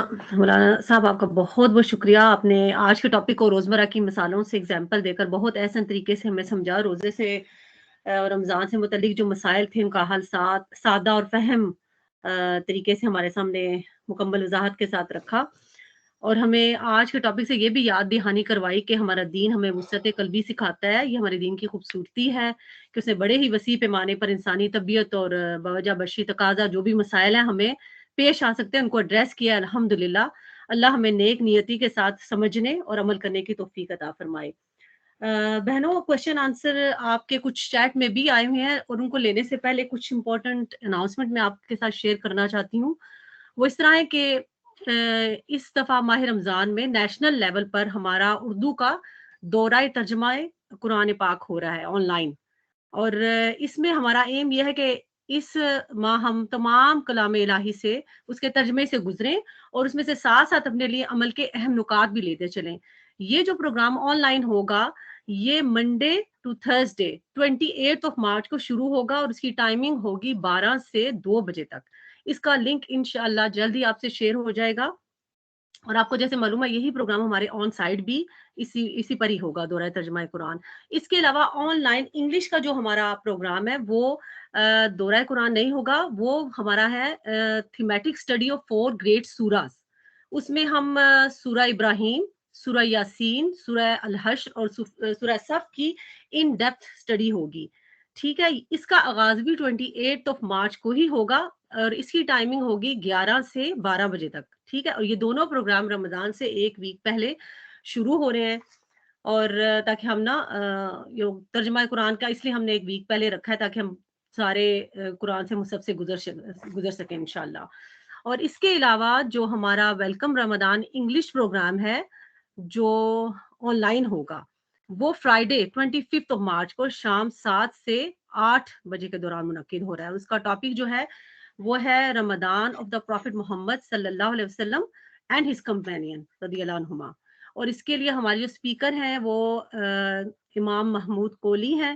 آپ بہنیں ان تمام پروگرامز کی جو انویٹیشن ہے اپنے فیملیز میں، اپنے یوتھ میں، اور جو انگلش کے پروگرام ہے ان کی انگلش آڈینس کو اپنے فرینڈ سرکل میں ان تک انویٹیشن ضرور شیئر کریں تاکہ وہ بھی اس خیر کو سمیٹنے میں حصہ لے سکیں انشاءاللہ. اور اس کے علاوہ کچھ مولانا صاحب ہمارے پاس جو کچھ کویسچن تھے وہ چیٹ باکس میں آئے، وہ اس طرح تھے کہ جو 3 عشرے ہوتے ہیں رمضان سے، ان سے متعلق بہنوں نے پوچھا ہے کہ وہ جو دعائیں ہیں وہ کیا اوتھینٹک ہیں. ان کو کہہ رہی ہیں کہ کسی نے ان کو بتایا کہ یہ ویک حدیث ہے.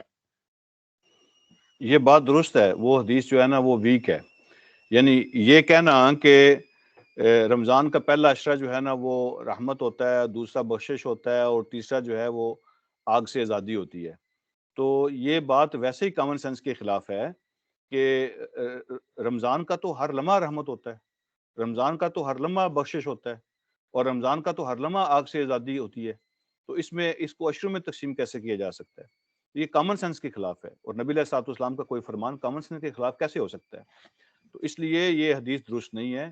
اور اس کے لیے لوگوں نے پھر چونکہ کہا کہ پہلا عشرہ رحمت ہے تو پہلے عشرے میں آپ رحمت کی دعا کریں، دوسرا عشرہ بخشش ہے تو پھر آپ بخشش کی دعا کریں، اور تیسرا عشرہ آگ سے آزادی ہے تو پھر اللہم اجرنا من النار پڑھیں. تو یہ درست نہیں ہے، یہ لوگوں کے اپنے طرف سے بنائے ہوئے ہیں. آپ ہر روز رحمت کی دعا کریں، آپ ہر روز بخشش کی دعا کریں، آپ ہر روز آگ سے آزادی کی دعا کریں، اور رمضان بگننگ ٹو اینڈ وہ رحمت ہے، بخشش ہے، آگ سے آزادی ہے. چلیے ٹھیک ہے. اچھا مولانا صاحب، سسٹر فوزیہ رانی پوچھے ہیں کہ میرا بیٹا آٹسٹک ہے، اس کی لمیٹڈ انڈرسٹینڈنگ ہے، 13 ایئرز اولڈ ہے. Do I have to give his Ramadan fidya? My daughter is 22 years old and she also is special needs, but alhamdulillah she got understanding of Ramadan. She also do fasting, but because of health issue she can't afford to keep whole Ramadan fasting. تو وہ پوچھ رہی جی ہیں کہ اس کا بھی مجھے فدیہ دینا پڑے گا. جس کے ہیلتھ ایشوز ہوتے ہیں، جس کے مینٹل ہیلتھ کے ایشو ہوتے ہیں کہ وہ انڈرسٹینڈ ہی نہیں کر سکتے اور وہ ریئلائز نہیں کر سکتے، یعنی صحیح کیا ہے غلط کیا ہے، اور جو ہے نا وہ پاک کیا ہے ناپاک کیا ہے، وہ اس حالت میں نہیں ہوتے کہ اس کو ریئلائز کر سکیں، تو وہ تو معصوم ہوتے ہیں، وہ تو مرفوع القلم ہوتے ہیں، تو ان پہ کوئی تو فرض عائد ہی نہیں ہوتا. فرض اس پہ عائد ہوتا ہے جو عاقل ہوتا ہے، عاقل جو ہر چیز کو چیک کر سکتا ہے، سمجھ سکتا ہے. تو بیٹا اگر عاقل نہیں ہے تو اس پہ فرض نہیں ہے، اور بیٹی اگر عاقل ہے اور وہ فزیکلی وہ روزہ رکھ سکتی ہے تو وہ روزہ رکھے، اور وہ فزیکلی روزہ اگر نہیں رکھ سکتی، اگر روزہ رکھنے سے اس کی صحت ورس ہو سکتی ہے تو آپ اس کا بالکل فدیہ دیں، اور اللہ تعالیٰ نے اس پہ کوئی پابندی نہیں لگائی ہے. ٹھیک ہے. سسٹر سائمہ پوچھے ہیں کہ کیا میں انہیلر یوز کر سکتی ہوں روزے کے دوران؟ جی انہیلر کی 2 قسمیں ہیں جیسے مجھے بتایا، میں ڈاکٹر نہیں ہوں، سسٹر سعدیہ شاید اس پہ آپ کو بہتر بتا سکیں. تو انہیلر کی 2 قسمیں ہیں مارکیٹ میں. ایک وہ ہوتی ہے جس کے اندر سٹف ہوتا ہے، آپ جب وہ پف لیتی ہیں تو اس کے اندر کوئی پاؤڈر سا سٹف سا بھی آپ کے منہ میں اور گلے میں چلا جاتا ہے، تو وہ تو ہے وہ درست نہیں ہے جس میں کوئی سٹف کوئی چیز آپ کے گلے میں چلی جائے. لیکن کچھ انہیلر ایسے ہوتے ہیں جس میں صرف گیس ہوتی ہے، اس میں کوئی فزیکل سٹف نہیں ہوتا جو آپ کے منہ میں یا گلے میں جاتا ہے، وہ صرف گیس ہوتی ہے جس طرح ہوا ہوتی ہے. تو وہ انہیلر لینے میں کوئی حرج نہیں ہے، جس میں گلے میں سٹف نہیں جاتا، صرف گیس اور ہوا ہوتی ہے، اس میں کوئی حرج نہیں ہے، کیونکہ کوئی سٹف جو ہے نا منہ میں جانے سے وہ روزہ ٹوٹتا ہے، گیس یا ہوا منہ میں جانے سے روزہ نہیں ٹوٹتا. چلیے ٹھیک ہے مولانا صاحب. اچھا سسٹر ماریا پوچھی ہیں کہ میں نے پڑھا ہے کہ اگر کسی کے پاس نصاب ہے ویلیو آف سلور تو جی جو کہ گولڈ کی ویلیو سے کم ہے تو کیا آپ زکوٰۃ دے سکتے ہیں؟ دے جی آلسو نیڈ ٹو پے زکوٰۃ؟ جی کچھ لوگ کہتے ہیں کہ جو گولڈ اور سلور میں سے غریبوں کا جس میں زیادہ بلا ہو تو اس کو بیس بنانا چاہیے، اس لیے وہ کہتے ہیں کہ چاندی کو بیس بنانا چاہیے، اور چاندی کی 52 تولے چاندی کے حساب سے زکوٰۃ دینی چاہیے. تو ان کے لیے گزارش یہ ہے کہ یہ اس زمانے کی بات ہے جس زمانے میں 7.5 تولے سونا اور 52.5 تولے چاندی کی قیمت ایک ہوتی تھی، اور اس زمانے میں تو چاندی متروک ہو چکی ہے، یعنی وہ تو ختم ہو چکی ہے، اس کی تو کوئی ویلیو نہیں ہے. 52.5 تولے چاندی اتنی ویلیو جس کے پاس ہوتی ہے وہ تو غریب ہوتا ہے. مطلب اگر آپ یوں سمجھیں کہ جس کے پاس 10,000 روپیہ اس نے زکوٰۃ دینی ہے تو یہ تو 10,000 تو کچھ بھی نہیں ہوتا، وہ تو غریب ہوتا ہے. تو چاندی اس وقت مارکیٹ میں نہیں ہے، چاندی اس وقت کنسیڈر نہیں ہوتی. اگر کوئی ایسا وقت آ جائے جس میں 7.5 تولے سونا اور 52 تولے چاندی کی قیمت ایکول ہو جائے تو پھر ہم کسی کو بھی سلیبس میں شامل کر سکتے ہیں. اس وقت چاندی آؤٹ آف کوشچن ہے, وہ سلیبس میں شامل نہیں ہے. اگر چاندی کے حساب سے آپ زکوٰۃ دیں گی تو پھر آپ دنیا میں کوئی بھی ایسا نہیں ہوگا جو زکوٰۃ لینے والا ہو, کیونکہ جو آدمی اپنے آدھے مہینے کی روٹی بھی نہیں کھا سکتا اس پہ بھی زکوٰۃ فرض ہو جائے گی. تو چاندی کی چونکہ ویلیو ختم ہو چکی ہے مارکیٹ کے اندر, تو چاندی آؤٹ آف کوشچن ہے. سونے کے حساب سے ہی آپ اس کا حساب کریں گے. چلیں ٹھیک ہے.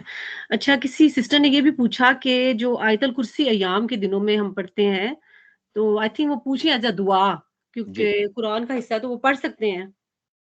جی, دعا کے طور پہ آپ کوئی بھی پڑھ سکتے ہیں.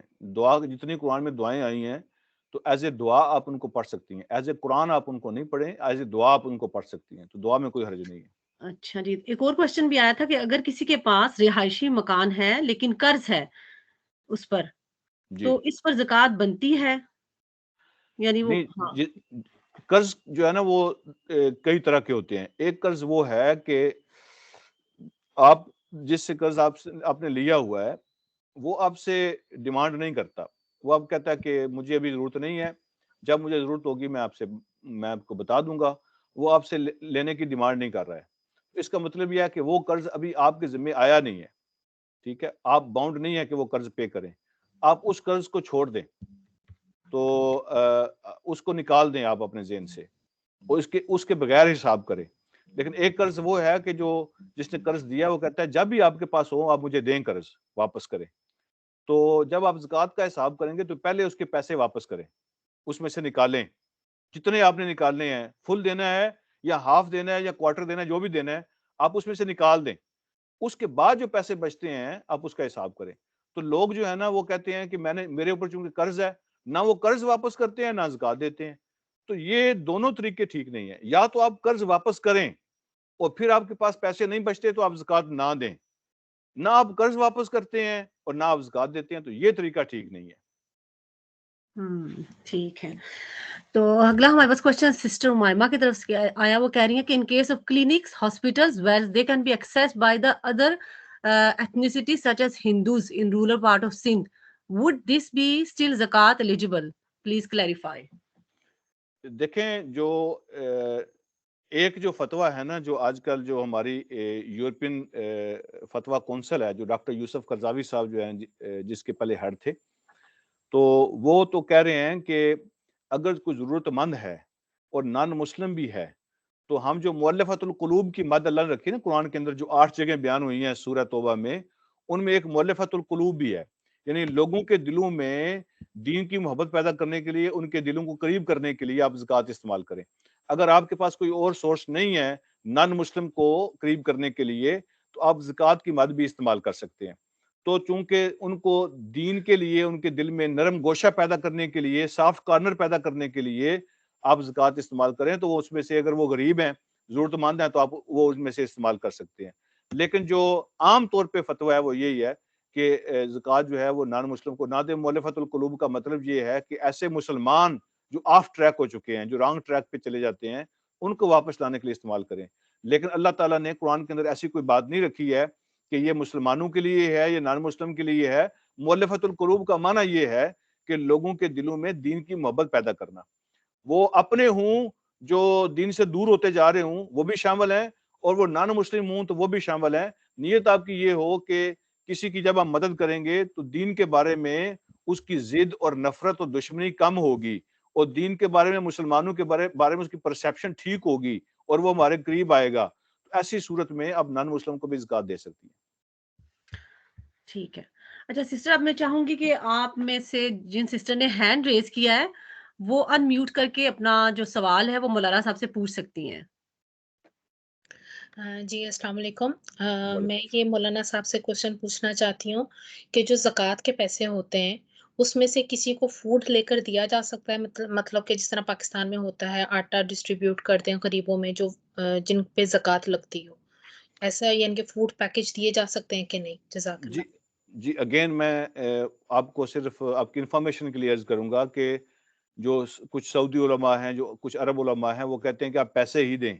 اس لیے کہ وہ خود طے کرے کہ اس کے لیے ضروری کیا ہے، اس کے حساب سے لیں. لیکن یہ جنرل امت کا جو ہے نا، یہ جمہور کا مسلک نہیں ہے. وہ کہتے ہیں جو بھی اس کی ضرورت ہے، آپ اس کی ضرورت کی چیزوں میں سے کوئی چیز بھی اس کو دے سکتے ہیں. اور اگر آپ کے لیے آسانی ہے کہ آپ دیکھیں، نبی علیہ الصلوۃ والسلام کے زمانے میں جن کے پاس کھجوریں ہوتی تھی وہ کھجوریں دیتے تھے، اور کچھ جو ہے نا وہ کپڑے دیتے تھے، کچھ جو ہے نا وہ غلہ دیتے تھے. مختلف جو اجناس کی صورت میں زکوٰۃ پہ ہوتی تھی، کوئی جو بھی کسی کے پاس ہوتا تھا. تو جن کو فوڈ کی ضرورت ہے آپ ان کو آٹا دانہ بھی دے سکتے ہیں. اور جن کے پاس گھر میں کچن نہیں ہے، آپ آج کل بنیادی ضرورت ہے، وہ بڑے تنگ ہیں، پریشان ہیں، جدھر سوتے ہیں ادھر ہی بناتے ہیں، کھاتے پکاتے ہیں، تو آپ ان کو ٹوائلٹ بنا کے دے سکتی ہیں، کچن بنا کے دے سکتی ہیں. رہائش کے لیے تنگ ہے، فیملی بڑی ہے، کمرہ ایک ہے، دو ہیں، تو ان کے لیے بھی آپ جو ہے نا وہ بنا کے دے سکتی ہیں. اگر ان کے لیے پانی کا انتظام نہیں ہے تو ان کے گھر میں موٹر لگوا کے دے سکتی ہیں. تو جو ان کی ضرورتیں ہیں آپ زکوٰۃ سے پوری کر سکتی ہیں، اس میں کوئی حرج نہیں ہے. جی مولانا صاحب، ڈاکٹر سعدیہ پوچھ رہی ہیں کہ اگر ہم نے اپنے جو مس فاسٹ ہیں وہ شعبان سے پہلے تک کمپلیٹ نہیں کیے تو کیا آر وی سنفل؟ اس میں یہ ہے کہ بعض اوقات ایسا ہوتا ہے کہ آپ پائل اپ کرتے رہتے ہیں. مثلا آپ کو سال کے دوران موقع نہیں ملا ہے، تو آپ جو ہے نا وہ 4 5 10 سال کے روزے آپ نے جمع کیے ہوئے ہیں. تو جو امام ابن تیمیہ رحمہ اللہ وہ کہتے ہیں کہ اس کو پائل اپ کرنے کی ضرورت نہیں ہے، یعنی رمضان ٹو رمضان آپ حساب کیا کریں. اگر آپ کے پاس کوئی ویلڈ ریزن ہے کہ آپ نے اگلے رمضان سے پہلے آپ روزے نہیں رکھ سکے ہیں، تو آپ فدیہ دے دیں اور بات ختم. اللہ رب العالمین سے معافی مانگیں، اور آپ نہیں رکھ سکیں ان کے فدیہ دیں اور اس کو ختم کر دیں. پائل اپ کرنے کی ضرورت نہیں ہے. اور لیکن جو باقی لوگ ہیں وہ کہتے ہیں کہ اگر آپ صحت مند ہیں، آپ کا کوئی عذر نہیں ہے، آپ کا کوئی ایکسکیوز نہیں ہے، تو آپ کو روزہ ہی رکھنا ہے. تو وہ آپ کے ذمے باقی ہے، وہ قرض آپ کے ذمے باقی ہے. جتنی جلدی ممکن ہو اس کو اتارنے کی کوشش کریں. لیکن اگر کوئی صورت نہ بنتی ہو، رمضان آ جائے، تو اس میں کوئی حرج نہیں ہے. ڈیو ٹو ریزن اگر آپ نے نہیں رکھے ہیں تو آپ اس کو جمع کر سکتی ہیں، اگلے موقع پہ بھی رمضان کے بعد پھر رکھ سکتی ہیں.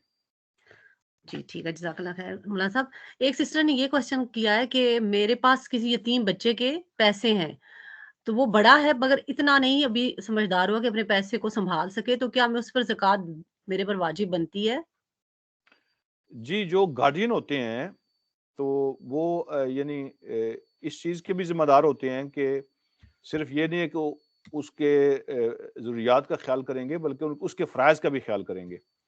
تو جو ویلڈ اوپینین ہے، دو ہیں اس کے بارے میں. ایک یہ ہے کہ جو نابالغ ہے تو اس پہ اسلام کے احکام نافذ نہیں ہوتے. جو نابالغ ہے اس کے اگر نام پہ کچھ مال ہے، اکاؤنٹ ہے، تو اس میں زکوٰۃ ہوتی نہیں ہے.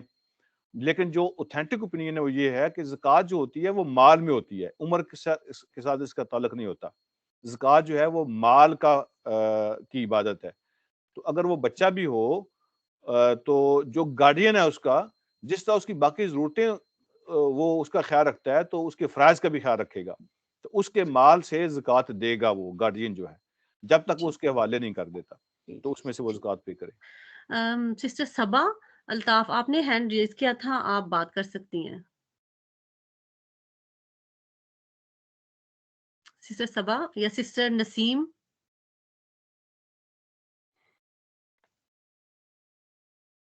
اچھا سسٹرز، آپ نے کوشچن کرنا ہے تو پلیز آپ پوچھئے. سسٹر صوفیہ، جی آپ کو انہیں نا میں پرسنلی ہیلو میوٹ کرنا پڑے گا.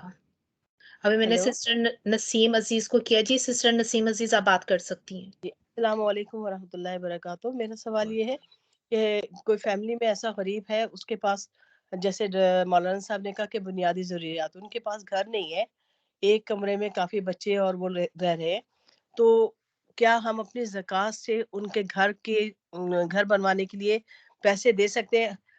سوال یہ پیدا ہوتا ہے کہ ہم پیسے اگر اس کے ہاتھ میں دیتے ہیں تو وہ پیسے بڑی رقم کو ادھر ادھر خرچ کر دیں گے، یعنی چھوٹے موٹے خرچ، یعنی قرض اپنا اتارنے میں یا اپنے کھانے پینے میں زیادہ، یا اس میں خرچ کر دیں گے. ہمارا مین مقصد یہ چاہتے تھے کہ وہ اپنے مکان بنا لیں تاکہ ان کے بہت سارے اور مسائل حل ہو جائے. تو کیا ہم کسی اور کے ہاتھ میں زکوٰۃ دے کے ان کو مالک بنوا کے ان کا گھر بنوا دیں، یا ان کے ہاتھ میں دینا لازمی ہے؟ جو دیکھیں سسٹر، اس میں بعض اوقات جو ہے نا لوگوں نے کوئی ٹیکٹ رکھے ہوتے ہیں، سوری ٹو سے، لیکن آپ جب بھی پاکستان جاتے ہیں نا، جن کا خاص طور پہ دیہاتوں سے تعلق ہوتا ہے، تو آپ کو پتہ ہے کہ آپ کے گاؤں میں یا آس پاس گاؤں میں کچھ لوگ ایسے ہوتے ہیں کہ مثلاً وہ کسی بچے کو یا کسی گھر والے کو لے کے آ جائیں گے کہ ان کی آنکھوں کا آپریشن کروانا ہے، تو آپ ہماری مدد کریں، تو جی وہ زکوٰۃ یا مدد لے جاتے ہیں۔ اگر آپ 2 سال کے بعد جاتے ہیں پھر وہی آ جاتے ہیں کہ ان کی آنکھوں کا آپریشن کروانا ہے، تو وہ ایک ٹیکٹ ہوتا ہے ان کا پیسے لینے کے لیے، وہ جی کرواتے نہیں ہیں۔ تو اسی طرح بعض لوگوں نے کچھ چیزیں رکھی ہوتی ہیں ٹیکٹ کے طور پہ، وہ یوز کرتے ہیں۔ تو اگر وہ ضرورت مند ہیں اور ان کو واقعتاً ضرورت ہے، اور آپ اپنی فیملی میں، رشتہ داروں میں، اپنے سرکل میں کچھ اور لوگوں کو بھی شامل کر کے ان سے زکوٰۃ جمع کر کے ان کو بنیادی ضرورت کا گھر بنا کے دے سکتے ہیں، ٹھیک ہے؟ تو بنیادی ضرورت کا گھر، یہ نہیں ہے کہ کوئی لگژری اپارٹمنٹ ان کو بنا کے دینے ہیں، مطلب بنیادی ضرورت کا گھر ان کو بنا کے دے سکتی ہیں۔ اگر آپ کو خطرہ ہے کہ آپ ان کو دیں گے تو پھر وہی ہوگا جیسے اب میں نے عرض کیا ہے، تو آپ بس کسی کو بھی کہہ سکتی ہیں کہ یہ گھر بنا دیں، اور ان جی کو بتانے کی بھی ضرورت نہیں ہوتی کہ یہ ہماری زکوٰۃ ہے، تو آپ ٹھیک ان کی ضرورت کو پورا کر دیں، بس اللہ کو پتہ ہے۔ جی، بس میرا مطلب پوچھنے کا یہ تھا کہ اس میں ان کو مالک بنانا ضروری نہیں ہے۔ نہیں، زکوٰۃ کا مالک آپ کسی کو بھی بنا سکتی ہیں، وہ ٹھیک زکوٰۃ کے پرپز پہ استعمال ہو، جی، دیٹس اٹ۔ جزاک اللہ خیر، آپ کا بہت بہت، آپ نے میری آسان کی۔ سسٹر نسیم عزیز، سسٹر تارا آپ ان کو انمیوٹ کر دیں گی پلیز؟ سسٹر یہ ابھی یہی سسٹر بات کر رہی اچھا، تھی، اب کے نعیمہ فردوس ہے، میں انہیں کر سسٹر نعیمہ کو کر دیں۔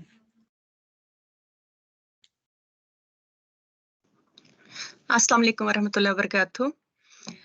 جی، مجھے اصل میں یہ پوچھنا تھا کہ جیسے انسان کو پتہ ہوتا ہے کہ مجھے اتنی زکوٰۃ دینی ہوگی تقریباً اینڈ آف دا ایئر، تو کیا تھرو آؤٹ ایئر اس کو تھوڑا تھوڑا کر کے دیا جا سکتا ہے؟ جیسے کچھ لوگ کہتے ہیں کبھی اپیل کرتے ہیں، کبھی اپیل کرتے ہیں، یا کبھی انسان یہ سوچتا ہے کہ اکٹھے اس وقت نکالنا مشکل ہو جائے گا، تو میں تھوڑا تھوڑا کر کے تھرو آؤٹ ایئر دے دوں، کیا ایسا ہو سکتا ہے؟ جی میری بہن، زکوٰۃ کا ایک دن آپ نے مقرر کرنا ہے، ایک دن، فکس ڈے، فکس ویک نہیں، میں کہہ رہا ہوں فکس ڈے ہونا چاہیے زکوٰۃ کے لیے۔ اس دن آپ نے حساب کرنا ہے، حساب آپ نے کر کے اپنے پاس لکھ لینا ہے۔ آپ پیمنٹ جو ہے نا وہ لیٹ بھی کر سکتی ہیں، ان ایڈوانس بھی کر سکتی ہیں، دوران سال آپ دیتی رہیں، اس کو نوٹ کرتی جائیں، اور آخر میں جب آپ زکوٰۃ کا حساب کریں تو آپ یہ کر سکتی ہیں کہ وہ جو میں نے زکوٰۃ کی نیت سے دیے تھے تو اتنے اس میں سے چلے گئے ہیں، باقی یہ رہ گئے ہیں، تو ان ایڈوانس بھی زکوٰۃ پے ہو سکتی ہے اور لیٹر بھی پے ہو سکتی ہے، لیکن حساب فکس ڈے کو ہوگا، آپ اس میں لیٹ نہیں کر سکتی۔ جزاک اللہ خیر، جزاک اللہ خیر، بہت شکریہ۔ اچھا مولانا صاحب، ایک اور کوشچن بھی آیا تھا، اس سسٹر نے پوچھا کہ کیا لیڈیز جو ہیں وہ ماسک میں جا کے تراویح پڑھ سکتی ہیں اور کتنی پڑھیں؟ کیوں نہیں پڑھ سکتی؟ لیڈیز ماسک میں جا کے تراویح پڑھ سکتی ہیں، کیوں نہیں؟ بلکہ ماسک میں انتظام ہونا چاہیے لیڈیز کے لیے بھی، اور جتنی وہ پڑھنا چاہتی ہیں اتنی پڑھ سکتی ہیں۔ یہ نفل عبادت ہے، اس میں کوئی کسی کو زبردستی تو نہیں ہے۔ اگر وہ دیکھیں، نفل اس وقت تک پڑھنے چاہیے جب تک آپ کا دل، آپ کا دماغ، آپ کی باڈی اس میں پوری طرح لگی ہوئی ہے خوشی کے ساتھ۔ جب آپ اس میں خوشی کے ساتھ، آپ کی باڈی نہیں لگی ہوئی ہے، آپ کا دماغ وہاں نہیں ہے، تو یہ کوئی جرمانہ نہیں ہے، کوئی کسی کے یہ کوئی پینلٹی نہیں ہے۔ 8 پڑھیں، 12 پڑھیں، 20 پڑھیں، جتنا پڑھنا چاہیں وہ پڑھ سکتی ہیں، کوئی اس میں حرج نہیں ہے۔ چلیں ٹھیک ہے، سسٹر تارا، سسٹر صبا کو انمیوٹ کر دیں پلیز۔ جی السلام علیکم مولانا، ایک سوال ہے نو مسلم سسٹر کی طرف سے آیا تھا میرے حلقے میں، کہ جب فرض روزے ان کے مس ہو جائیں رمضان میں، تو کیا جو بھی سنت روزے ہیں ہمارے پورے سال میں، جیسے شوال کے 6 ہو گئے، ذوالحج کے، تو ان کی وہ دو نیت کر سکتی ہیں کہ اپنے فرض انہی سنت میں پورے کر دیں؟ یہ سوال تھا۔ جی، 2 نیت کرنے کی ضرورت نہیں ہے سسٹر۔ اگر شوال میں 6 روزے رکھنے ہیں آپ نے، وہ 6 روزے کچھ بھی ہو سکتے ہیں، اس میں کوئی مسئلہ نہیں ہے۔ آپ منڈے اور تھرسڈے کو آپ نے روزہ رکھنا ہے، وہ کوئی بھی روزہ ہو سکتا ہے، تو 2 نیتیں کرنے کی ضرورت نہیں ہے۔ آپ جو ہے نا بس آپ نے روزے رکھ لیے، آپ کے فرض بھی پورے ہو گئے، اللہ تعالیٰ آپ کو نفل کا بھی ثواب عطا فرمائیں گے۔ تو فرض پہلے ہوتا ہے، آپ شوال میں 6 روزے چھوٹے ہوئے رکھ لیں، آپ منڈے تھرسڈے کو آپ اپنے چھوٹے ہوئے روزے رکھ لیں، آپ ایام بیز میں اپنے وہ روزے رکھ لیں۔ تو دیکھیں نا، جیسے میں دلیل کے طور پہ عرض کرتا ہوں، جیسے یہ سنت ہے کہ جب آپ مسجد میں آئیں تو آپ تحیت المسجد پڑھیں، یعنی بیٹھنے سے پہلے کوئی نماز پڑھنی ہے، تو اگر آپ سنتے پڑھ لیتے ہیں تو وہ بھی اس میں شامل ہو جاتی ہیں، تحیت المسجد اس میں ہو گیا آپ کا، بیٹھنے سے پہلے آپ نے نماز پڑھ لی ہے۔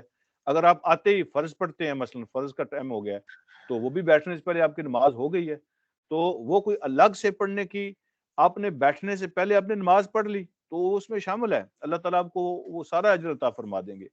تو جن دنوں میں عام طور پہ لوگ روزے رکھتے ہیں، آپ فرض روزے اس دن میں رکھیں گے تو آپ کو اس کا ثواب ہوگا، کیوں نہیں ہوگا؟ جزاک اللہ خیر۔ اچھا سسٹر مولانا صاحب یہ پوچھا کہ ہمارے پاس بہت سارا انٹرسٹ منی ہے، where can we use this money, can we distribute in relatives who are poor? یہ دیکھیں اس میں یہ لمبی بات ہوگی، ابھی اس چھوٹے ٹائم میں سمجھنا تھوڑا سا مشکل ہے کہ آپ اس کو انٹرسٹ منی کہتے ہیں، کس طرح آپ اس کو انٹرسٹ منی کہتے ہیں، مثلا کیسے آپ اس کو انٹرسٹ منی کہتے ہیں؟ تو انٹرسٹ کی جو ڈیفینیشن ہے، انٹرسٹ کی جو کنڈیشنز ہیں، اس کی جو شرائط ہیں، وہ ساری سمجھنے کی ضرورت ہے۔ نبی علیہ الصلوۃ والسلام کے زمانے میں انٹرسٹ کیسے ہوتا تھا، سود کیسے ہوتا تھا، جس کو قرآن نے اضعاف مضاعفہ کہا ہے، کہ وہ کیسے استعمال کرتے تھے، یعنی وہ کسی کو قرض دیتے تھے اور اس کا ٹائم طے کرتے تھے کہ 2 ماہ کے بعد 6 ماہ کے بعد آپ نے واپس کرنا ہے، اور 6 ماہ کے بعد وہ بندہ جب واپس نہیں کر سکتا تھا، اس کو کہتے تھے کہ میں تمہیں اور 6 ماہ دیتا ہوں لیکن اب آپ نے اتنے واپس کرنے ہیں، تو ٹائم کے اگینسٹ وہ پیسے جو ہیں وہ بڑھاتے جاتے تھے، اس کو کہتے ہیں اضعاف مضاعفہ، تو بڑھاتے جانا، اس کو بڑھاتے جانا، یہ ہوتا تھا وہ کسی کی مجبوری سے ناجائز فائدہ اٹھاتے تھے، ظلم کرتے تھے۔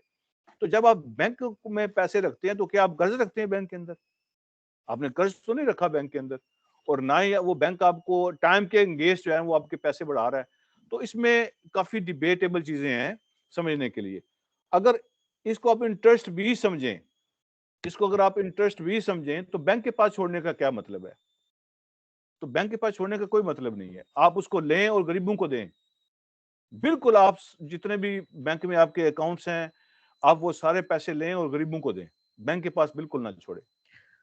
ٹھیک ہے۔ اچھا یہ مولانا صاحب میں کہوں گی سسٹر سے کہ اگر آپ کے پاس جس طرح یہ ایک اسپیشل کوشچن ہے جس کے اوپر تھوڑی مور ڈیلیبریشن چاہیے، تو اگر یہ آپ کوشچن لکھ کر اپنے حلقے کے ذریعے سینٹرل ایڈمن تک پہنچا دیں تو مولانا صاحب ضرور انشاءاللہ آپ کے جوابات میں دے اس دیں پہ گے۔ ہاں جی، میں اس پہ ریکارڈنگ کر کے اس پہ وائس میسج یا اس کی ویڈیو تو وہ میں بھیج سکتا ہوں آپ کو یا سسٹر سعدیہ کو، آپ پھر آگے ان کو شیئر کر سکتی ہیں۔ چلیں ٹھیک ہے، جزاک اللہ خیر کثیرہ۔ سسٹر اب ہمارا پروگرام کا وقت تقریباً ختم ہوا جاتا ہے، تو اب یہ ہے کہ آپ کے اگر جیسے میں نے کہا کچھ کویسچنز ہیں تو آپ ضرور مولانا صاحب تک اپنے ایڈمن کے ذریعے پہنچائیں، آپ کے جوابات آپ کو ضرور مل جائیں گے انشاءاللہ۔ اور یہ ہے کہ آپ جانے سے پہلے ایک تصحیح کرنا چاہوں گی کہ جو ہمارا انگلش کا پروگرام آن لائن شروع ہو رہا ہے وہ 4 اپریل سے ہے۔ میں نے 28 مارچ کہا تھا لیکن وہ 4 اپریل سے آن لائن شروع ہو رہا ہے انشاءاللہ۔ تو میں یہ آپ سب بہنوں کا آج کے پروگرام میں شمولیت کی، اور بالخصوص مولانا محمد اقبال صاحب کی، جنہوں نے کہ اپنے بزی اسکیڈول سے اپنا قیمتی وقت نکال کر ہمیں بہت ہی بہترین طریقے سے سوالات کے جوابات دیے، اور بہت کچھ مجھے پتا ہے بہنوں کے کویسچنز ابھی بھی آ رہے ہیں، لیکن کیونکہ وقت اب ختم ہوا جاتا ہے تو انشاءاللہ ہم پوری کوشش کریں کہ آپ کے جو باقی سوالات رہ گئے ہیں ان کے جوابات آپ تک پہنچائے جائیں۔ اور اللہ سے دعا ہے کہ ہمیں اپنا تزکیہ کرتے ہوئے اس رمضان میں ایسے داخل کرے کہ واقعی یہ اللہ کا فضل بن کر ہمارے لیے رحمت بن جائے۔ آمین۔ ربنا تقبل منا انك انت السميع العليم وتب علينا انك انت التواب الرحيم۔ بسم الله الرحمن الرحيم۔ والعصر ان الانسان لفي خسر الا الذين امنوا وعملوا الصالحات وتواصوا بالحق وتواصوا بالصبر۔ آمین یا رب العالمین۔ سبحانک اللہم وبحمدک نشہد ان لا الہ الا انت نستغفرک ونتوب الیک۔ السلام علیکم ورحمۃ اللہ وبرکاتہ۔